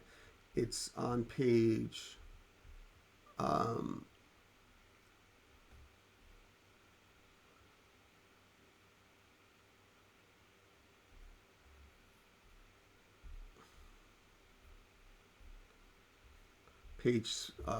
There we go. Generalized landscape regions of New York State. This is on page 2. So we have to find Plattsburgh first on this map. Plattsburgh. Now, they don't expect us to know where random cities are. They just expect us to be able to go to the reference table and find them. So now, where's Plattsburgh? Where's Plattsburgh? Where's Plattsburgh? Plattsburgh is right up here. You see it? Plattsburgh is very far north, almost 44.6 degrees up on the border of New York State and Vermont. And of course, we saw that, just real quick, we actually saw that on this map as well. Plattsburgh right here. So if we looked for that border, we would have found it. So back to the reference table. Now that we know where Plattsburgh is on this top right corner, we look over here, top right corner, and we see that we're right on the border, the Champlain Lowlands. Champlain Lowlands is the region. Yes, Champlain Lowlands. So let's write that in the test. Champlain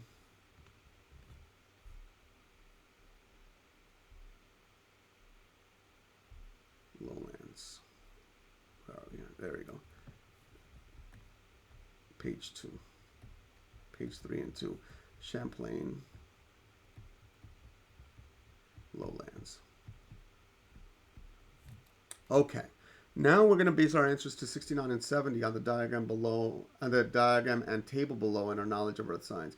The diagram represents the laboratory materials used for investigating how bead diameter affects infiltration, porosity, and water retention. Each column was filled to the same level with uniform-sized, dry spherical beads. Water was added to fill each column to the top of the beads. The clamp were then opened to allow the water to drain into the beakers beneath each column.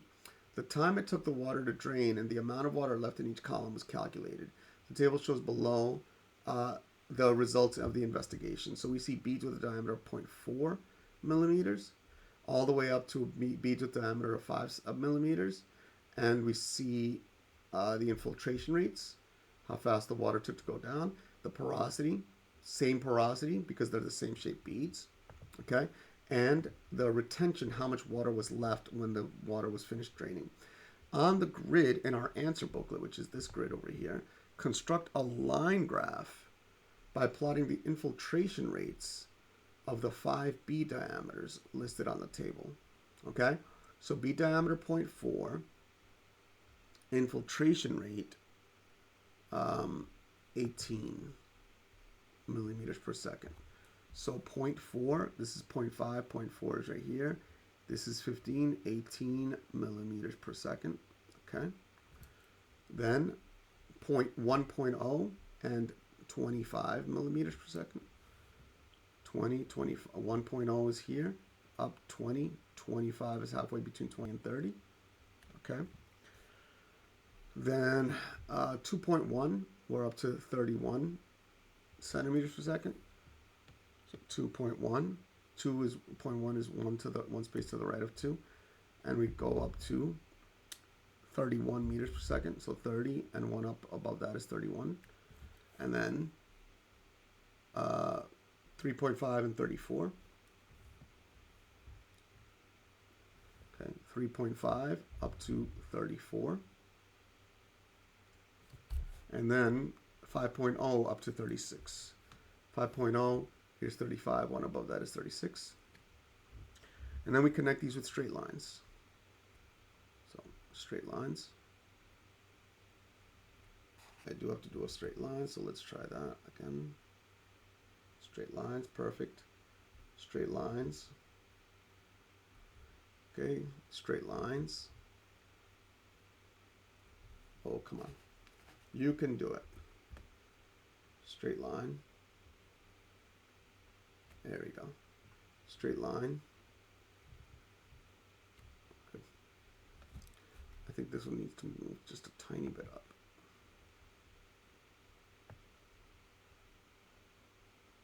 There we go. Okay, so there's our graph. And that is a full credit graph right there. Okay. State the relationship for number 70. State the relationship between increasing bead size and the amount of water retention in the column. So as the bead size increases, the amount of water retained goes down from 22 to 16 to 11 to 9 to 5. So we could say as bead size increases,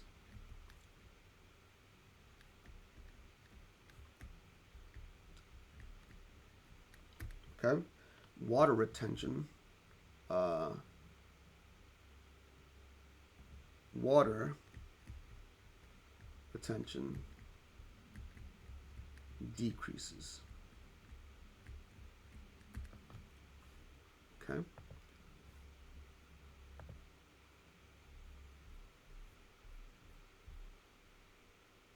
And we see, yes, and that's not necessarily to be unexpected.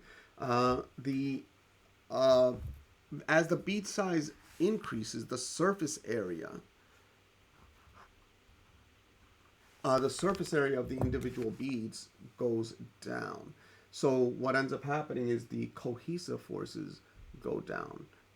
So all those gaps between the beads allow water to go through. Capillary action is another one that has an effect. Surface tension is another one that has an effect. I mean, there's a lot of forces actually keeping the water retention higher when the beads are smaller. We are 15 questions away from a perfect grade, and the number 70 gave us the 90. So we already have a 90 on this test. The remaining 15 questions are what we need to get us 100. Notice there's 15 questions that get us the 100, which we're at a 90 already, which means it's 15 questions to get 10 points. Not every question is going to raise our grade past the 90. Some grades are going to end up repeating, and that's an interesting facet of the grading of this test. But if you go to the chart over here, so here we are at a 90, and we go diagonal. We're going to go diagonal from 90 to 100, so it's a weird way to go, but we go to 91, 92, 93, another 93, 94, 95, 95, 96, 96, 97, 98, 98, 99, 99, 100. So some of the grades really do repeat. Now let's go to number 71 to 72 with our nice 90 that we're about to turn into a 91. Base our answers to questions 71 to 72 on the bathymetric map below and on your knowledge of Earth science. The map shows the depth of White Lake, located in Sullivan County, New York. Isoline values indicate the water depth in feet. The surface of White Lake is 1,323 feet above sea level. Points A and B represent locations on the shoreline of White Lake. Point C represent a location on the bottom of the lake. Okay. So A and B are on the shoreline and C is on the bottom of the lake. Okay. So then let's go to number 71. On the grid in your answer booklet, construct a profile of the depth of White Lake from point A to point B. Plot each point where an isoline showing the depth is crossed by line AB. Points A and B have been plotted on the graph.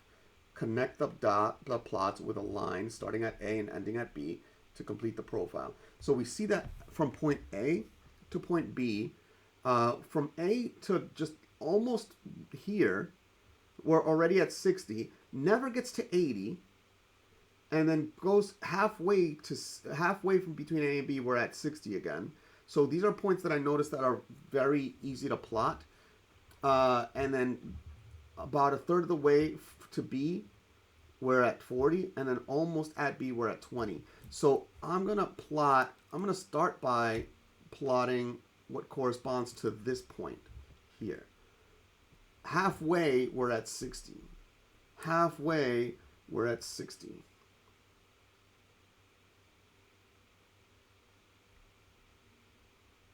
Okay.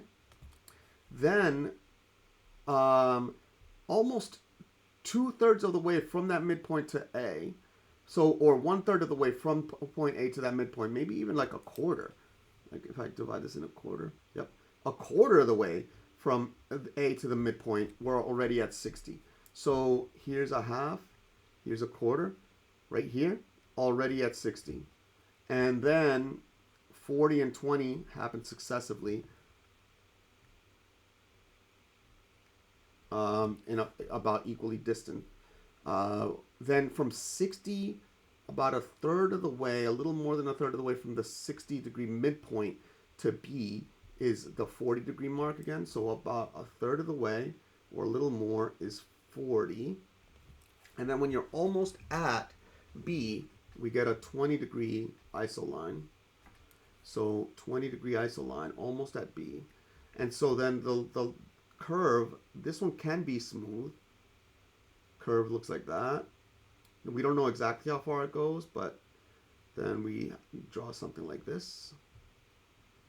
Any graph that looks essentially like that is a valid answer. So let's actually look at the answer key and see what they actually provided for this problem. And they actually provided a very similar graph to what we did. These little bars are like how close you can be, or how far away you can be before they start to mark the question just not right.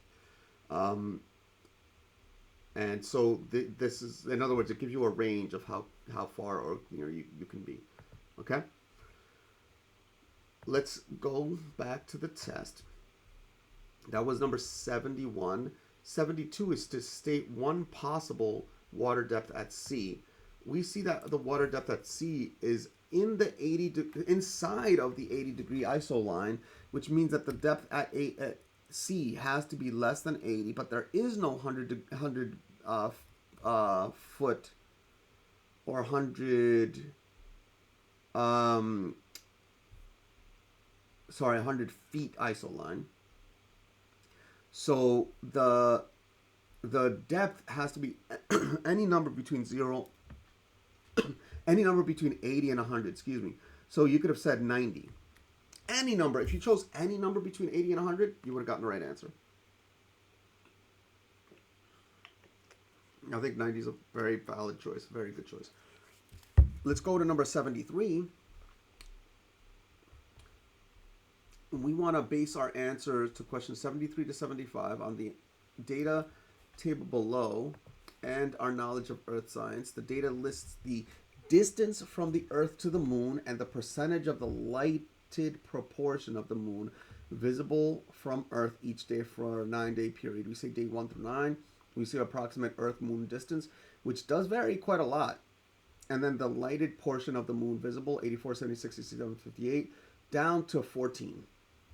And then on the diagram in your answer booklet, which is this diagram here, we want to place an X on the moon's orbit that to show the approximate position of the moon on day 5. On day 5, 49% of the moon is lit. That is, well, that's half of the moon, which means that the moon is going to be perpendicular to the position relative to the sun's rays. But is it down here or down or up here? So that's a valid question too. And if you would have said any one of those two, you would have had a 50-50 chance of getting it right, which means that this is a passing problem if you recognize it had to be in one of those two places. Now, how do I know which one it is? Well, the amount of the lighted portion of the moon on day 6, 7, 8, and 9 is actually lower than the unlit portion, which means we're going towards a new moon. Notice that the part of the moon that would be lit, that would mean that the part of the moon that would be lit more, because remember, 50% of the moon is always lit, barring a lunar eclipse. Half of the moon is always lit. So the fact that we see less of the moon means that the part of the moon that's lit is away from the Earth, which means as you go from 6 to 7 to 8 to 9, which means that we're moving in the direction of the orbit towards a new moon. So we are actually over here. Okay, because we're going towards a new moon where the moon would then, if the moon was here, the sun would look like that. But notice the fraction of the Earth of the so the fraction of the moon that is lit is this yellow fraction, and then notice the fraction of the Earth of the moon that's actually visible from Earth is perpendicular to this.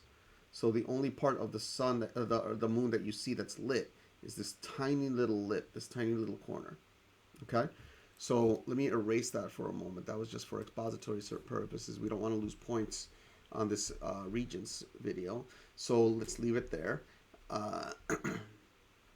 Number 74, state the number of days it takes the moon to complete one cycle of phases from one full moon to the next. Now, we could actually go into the test, the booklet, the reference table, and look up information about the moon's orbit. Okay.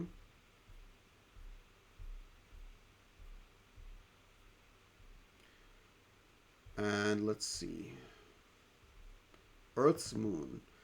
Period of rotation, 27.3 days. Now, here's an annoying piece of this. 27.3 days is not the number of days between a new moon and another new moon, or a full moon and another full moon. You would think it's 27.3 days, except a funny thing happens on the way to around the sun. So if you think about the position of the moon at, let's say, a full moon, which is the opposite side of the Earth, well, then the moon, opposite side of the Earth relative to the sun.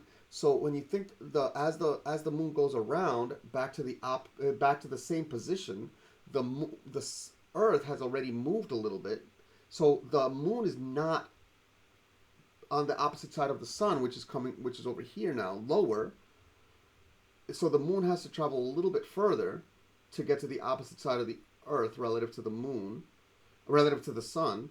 So the number of rotations, the number of revolutions that the moon takes around the sun is, no, I'm sorry. The number of revolutions that the moon takes around the Earth is one more than the number of full moons that occur in a year. So this is another place where we could do it mathy, and I am going to explain it this way. You could memorize the number, but honestly, I don't know if there's another way to actually do it on this test if you're doing it yourself, right? So what we can do, remember the 27.3 days. So the revolution time is equal to 27.3 days. So the number of revolutions is equal to 365 days in a year. Let's say 0.25 if we want. divided by the number of the revolution time, 27.3 days. And we put that into a calculator. 360. I'm doing it on a calculator a little bit to the side. You can't see. Divided by 27.3. And we get that there are 13.38 revolutions. And we said that there's one less full moon per revolution, per Earth's revolution around the sun. So we actually have the number of full moons is equal to actually one less than that, so 12.38. Let's see. Let's write it more clearly. 13.38 minus 1, which is equal to 12.38. Okay. And now the number of days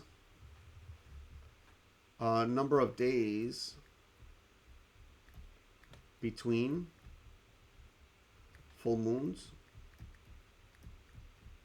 is equal to 365.25 divided by this 12.38, which is equal to 29.5 days.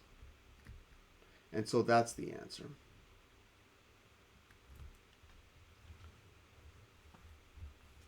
And so we see that it actually takes like 2.2 more days for the for the moon to not just revolve around the Earth, but then to continue its path to get to a next full moon. So we go on to number 76 to 79. Oh wait, no, number 75. So again, this was 29.5 days. And then explain how the data provides evidence that the moon has an elliptical orbit around the Earth. And the answer to this one is just, if you notice, the distance between the Earth and the moon changes, and that's it. The distance between the Earth and the moon changes. That's it. Now we have 10 more problems on this test. And on the 10th problem, on number 85, we're going to pick up the mic, we're going to drop the mic, and we're going to say bye. So we are almost there. Base your answers to questions 76 to 79 on the surface air temperature map on your answer booklet. The two extremes, two extreme storms and wind maps below, and on your knowledge of Earth science. The surface air temperature map shows the surface air temperatures recorded in degrees Fahrenheit across the United States from 6 p.m. on October 25th, 2010. The 40-degree isotherm is drawn. So here's that map that they were referring to. The 40-degree isotherm is drawn. The shaded portions of the two extreme storms and wind maps shown in the areas where extreme storm and winds, including tornadoes, here and here, were forecast on October 25th, 2010 and October 26th, 2010. Letters W, X, Y, and Z represent the same surface locations on all maps. Excuse me. Then on the map in your answer booklet, they want us to draw the 70-degree isotherm and extend the line to the edges of the United States. 70-degree isotherm. So the big thing to know is that the temperature tends to, it does vary continuously. It can't go from like 80 to like 30 to like 53 in 5 feet. It has to gradually change from one temperature to the other. Yes, these take on a average temperature over a bigger region, but either way, 70-degree isotherm we see is here.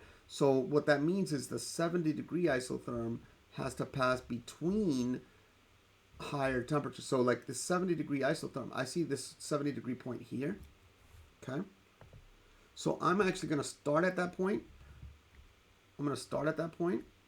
and I'm going to move to the left. It's got to go between the 61 and the 76 to this 70-degree point. And then I see that there's a 63 and a 72 here. So now it's got to actually track to the left and go right between the 63 and the 72. The next one, I see higher temperatures here, 75, 77, 74, and 67. So the 70 has to go between the 74 and the 67 to this 70-degree mark right here. Then there's 68 to 71, so it's between 68 and 71, maybe closer to the 70, maybe. Then there's a 73 and a 66, so it's got to go between those. Then there's a 72 and a 67, it's got to go between those. And now there's a 68, so we got to go lower, 67, lower, 66, 65, and lower. So then it goes 74. So this temperature line is going to go down, going to dip over here between the 74 and the 65. And now here's a 65 and a 74. It's going to go to the right in between those. And now to 66, 64, below the 64. Now it's got to go around the 64. There's a 70 here, which is convenient. And then there is a 78 and a 69. So it's got to go between the 78 and the 69. Going up and to the 70. And there it is. There it is. And so any answer that looks like that is a perfectly acceptable answer. Okay? That was an interesting little dip that it took. Okay? That little W. Okay? So that said, the number 77 says the lowest temperatures on the surface air temperature map are inside the 40-degree isotherm. 40-degree isotherm. Okay. This region is part of the Rocky Mountains. Identify the climate factor that accounts for the low surface air temperature in the mountain regions. And we've said it multiple times in the process of doing this test already. As air rises, it gets colder because it gets more rarefied. More rarefied air is it's colder. It's literally colder because it's more rarefied. That's actually the cause. So higher elevation is the cause.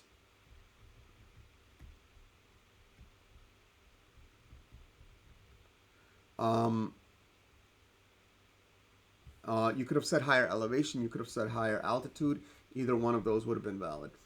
Number 78. Identify the evidence on the October 25th extreme storms and wind map that indicates location Z has a dew point that is close to the air temperature. Identify the evidence on the October 25th extreme storm and winds map. And they said that the extreme storm and wind map shows areas where extreme storm and winds, including tornadoes, or forecast. When you have extreme storm and winds, you have a lot of cloud cover. And let's see. Let's see if they mention cloud cover. Cloud cover. So they don't seem. Let's see. They don't seem to mention cloud cover. Surface temperatures recorded in degrees Fahrenheit across the United States from 6 p.m. October 25th, 2010. The 43 hours isotherm is drawn.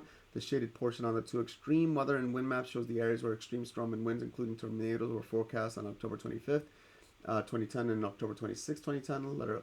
So yeah, they don't mention it, but you do need to know that. So cloud, you could say clouds and rains.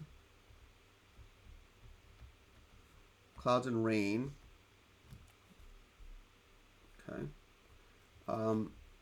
Imply a high humidity. They do mention tornadoes and storms, and storms come with clouds. So that's how you know that we have a lot of clouds. It says including tornadoes, extreme storms, and winds. So the extreme storms including tornadoes. So clouds and rain imply a high humidity. Okay, and thus a high dew point.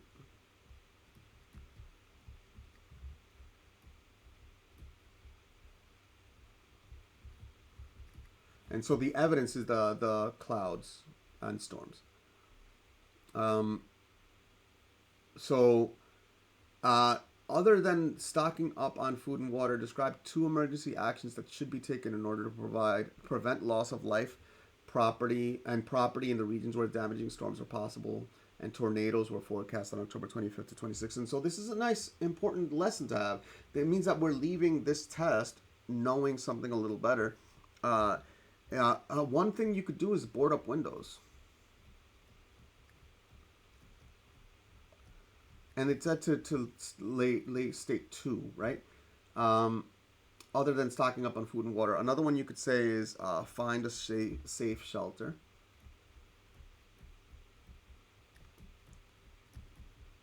Or basement. Okay.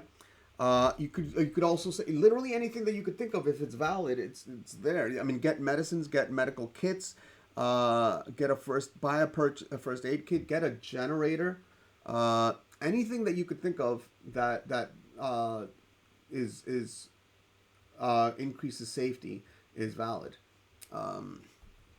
Make a put a door in a basement or put a thicker door in a basement, etc. Literally anything you want. We are almost done. 6 more questions. Let me take a sip of this milk.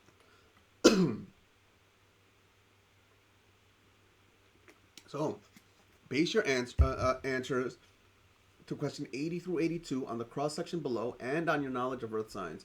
Letters A through J, lots of letters here, okay, represent different rock units. Letter X, where's X? Where's X? X is right here. Represents a fault line. A fault line is where there's a break in the rock record. And letter Y represents an unconformity. Unconformity means that the rock layer looks one way in one direction and then suddenly it just changes direction. So you see these are kind of diagonal, which means they must have been overturned slightly or completely perhaps. And then suddenly there's just flat land followed by a totally different rock history on top. Okay. So number 80.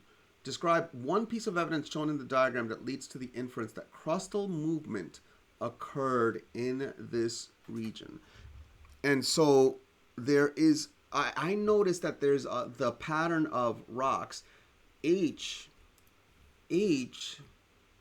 matches a pattern of rock that's over here. H. G matches a pattern of rock that's over here. Now I'm writing G. G is not the, but I'm saying, let's call it G prime, maybe, H prime.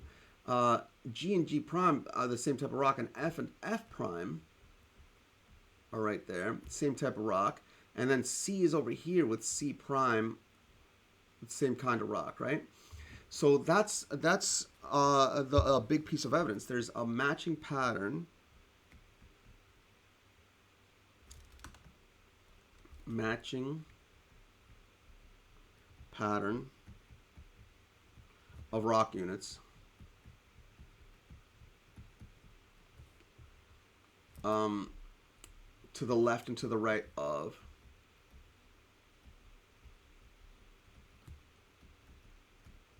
the fault. Another piece of so that fault, so that matching pattern at X suggests that the matching formed and then that fault occurred, and then a fault occurred. Another piece of evidence is the fact that those rock layers are diagonal, despite the fact that rock layers tend to form from the top down. Okay, or from the bottom, from the top. Yeah, from the top, right? Things get deposited and form rocks. So the next piece is to place a letter of the following rock units and the fault in order from oldest to youngest. C, D, E, and fault X. So I'm going to erase these letters. so that we know where C, D, E, and fault X are. In fact, I'm going to highlight them. C, D, E, and fault X. And we have to put them in order of from oldest to youngest. And that, so this is an interesting question, but we can actually, so when I was thinking about how do I possibly explain this, the thing is, I noticed that geologic time, and this is true for a lot of people, it probably includes me. Geologic time is really hard to think about because things happen so slowly. But a shorter time scale, if I imagined making a cake that looked exactly like this, in what order would I have to do those things? So I would have to layer them from bottom to top. So I would layer them in the matching regions from bottom to top. At that point, I would that's after that I would create the fault. So the fault to make them weirdly not match in position. That's what I would do next. But then, so C goes before X. So C goes before X. But what about X relative to D and E? So I noticed that E passes right through X. So E after the fault, I could make E pass through X. So that's less than E, or the E happens later. And then after E, this D, glob of D, I can imagine if I'm making a cake, it's like I take out a chunk of E and replace it with something else like a frosting. That happens after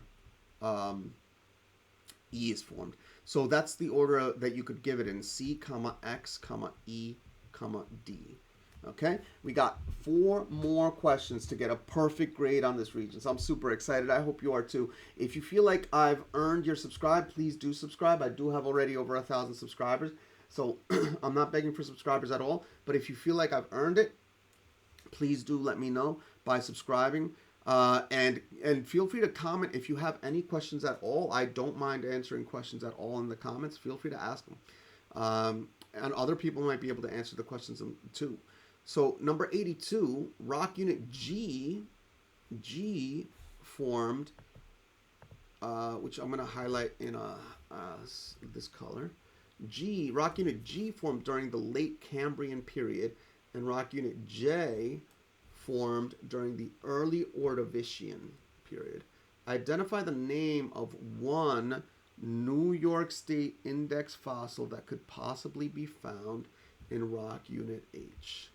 So again, it's got to be between between the Cambrian and the Ordovician period, and it could be any period. Now this is in the reference table. This is on page 8 and 9. Page 8 and 9. Any period between the Cambrian and the Ordovician period, including the Cambrian and the Ordovician period, would be valid. And so we got to look for index fossils in those periods. First, we got to get to page 8 and 9. So where's the Cambrian?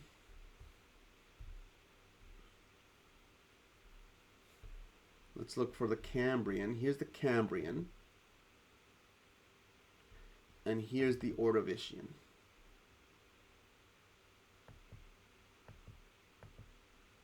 Okay.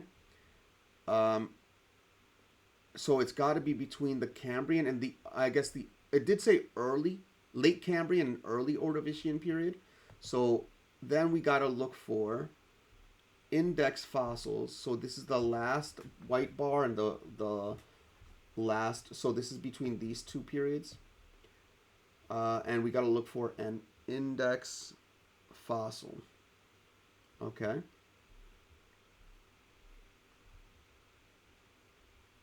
And so you see the name of these fossils here. These are the names of the fossils. Oops.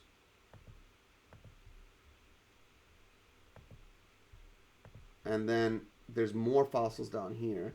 And it's these two lines. So it's like right in the middle. So any any that go across here will be valid. So J is the most valid answer, I would say. But they were very kind because the round part of T does go into the early Ordovician. So they allowed T and W as well. But the one that I'm going to say is right there, smack in the middle of the late Cambrian to early Ordovician. In fact, it crosses the boundary between the two. So I'm going to give J, but you could have given T and W. Again, T you could have said Lichinaria, and W maclorites. But I'm going to give J, which is the Tetragraptus. Tetragraptus.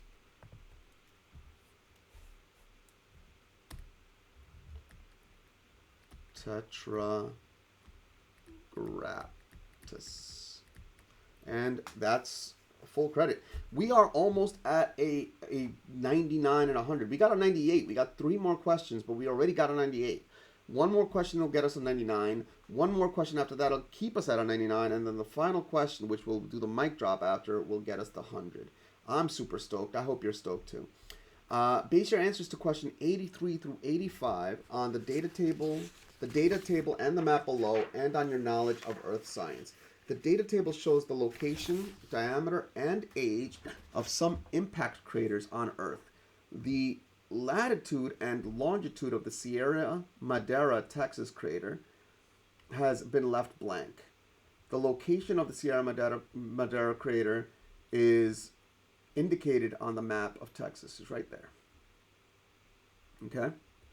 And we want to determine the latitude and longitude to the nearest whole degree. So to the nearest whole degree of the Sierra Madera crater, including the units and compass direction.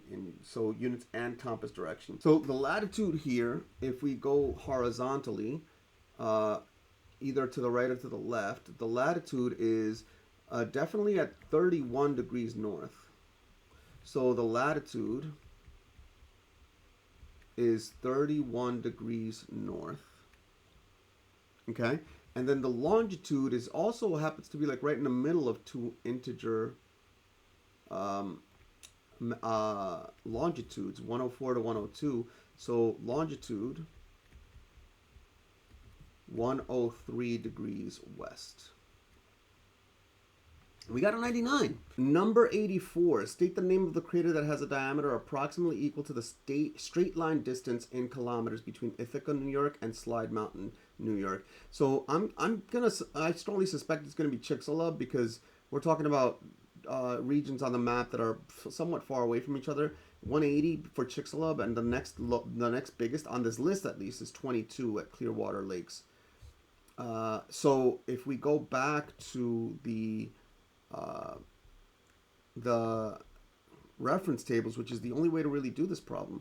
First, we have to go into the reference table and find out where Ithaca and Slide Mountain is. And here's Ithaca at the Finger Lakes, and here's Slide Mountain over here. Now the map over here gives a horizontal distance of 80 kilometers. That's about a thumb width, or about a thumb length for me. And so this from Ithaca to Slide Mountain is about 2.5 thumb lengths.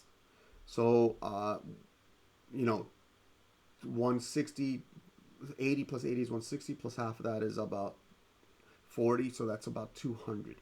So the distance between Ithaca and Slide Mountain is about 200-ish kilometers.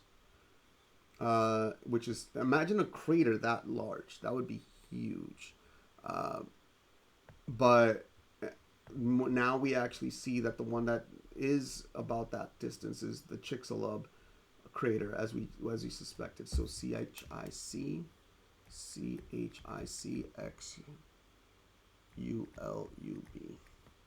And then number 85, we still got a 99 because that one didn't give us an extra point. But number 85 is about to get us that 100. Identify one type of solar system object that could have impacted Earth's surface to create any of these craters. any of these craters. It could be from the smallest of the meteor crater to the largest, the Chicxulub, and anything that could have done that. Asteroid, comet, meteor, meteoroid, whatever you happen to want to give. The one that I gave is the word, and we're about to drop the mic. We're going to drop the mic right after this. So if you feel like I've earned your subscribe, please do. Let me know if this video helped you. I want to know, and if you have any more questions, please do post it. Again, JuanTutors.com if you want tutoring. From me, I tutor math, I tutor physics, and I have tutors covering everything else. One type of solar system object that could have impacted Earth's surface to create any of these craters. How about an asteroid? Period. Pick the mic up, drop the mic. We are done. Congratulations.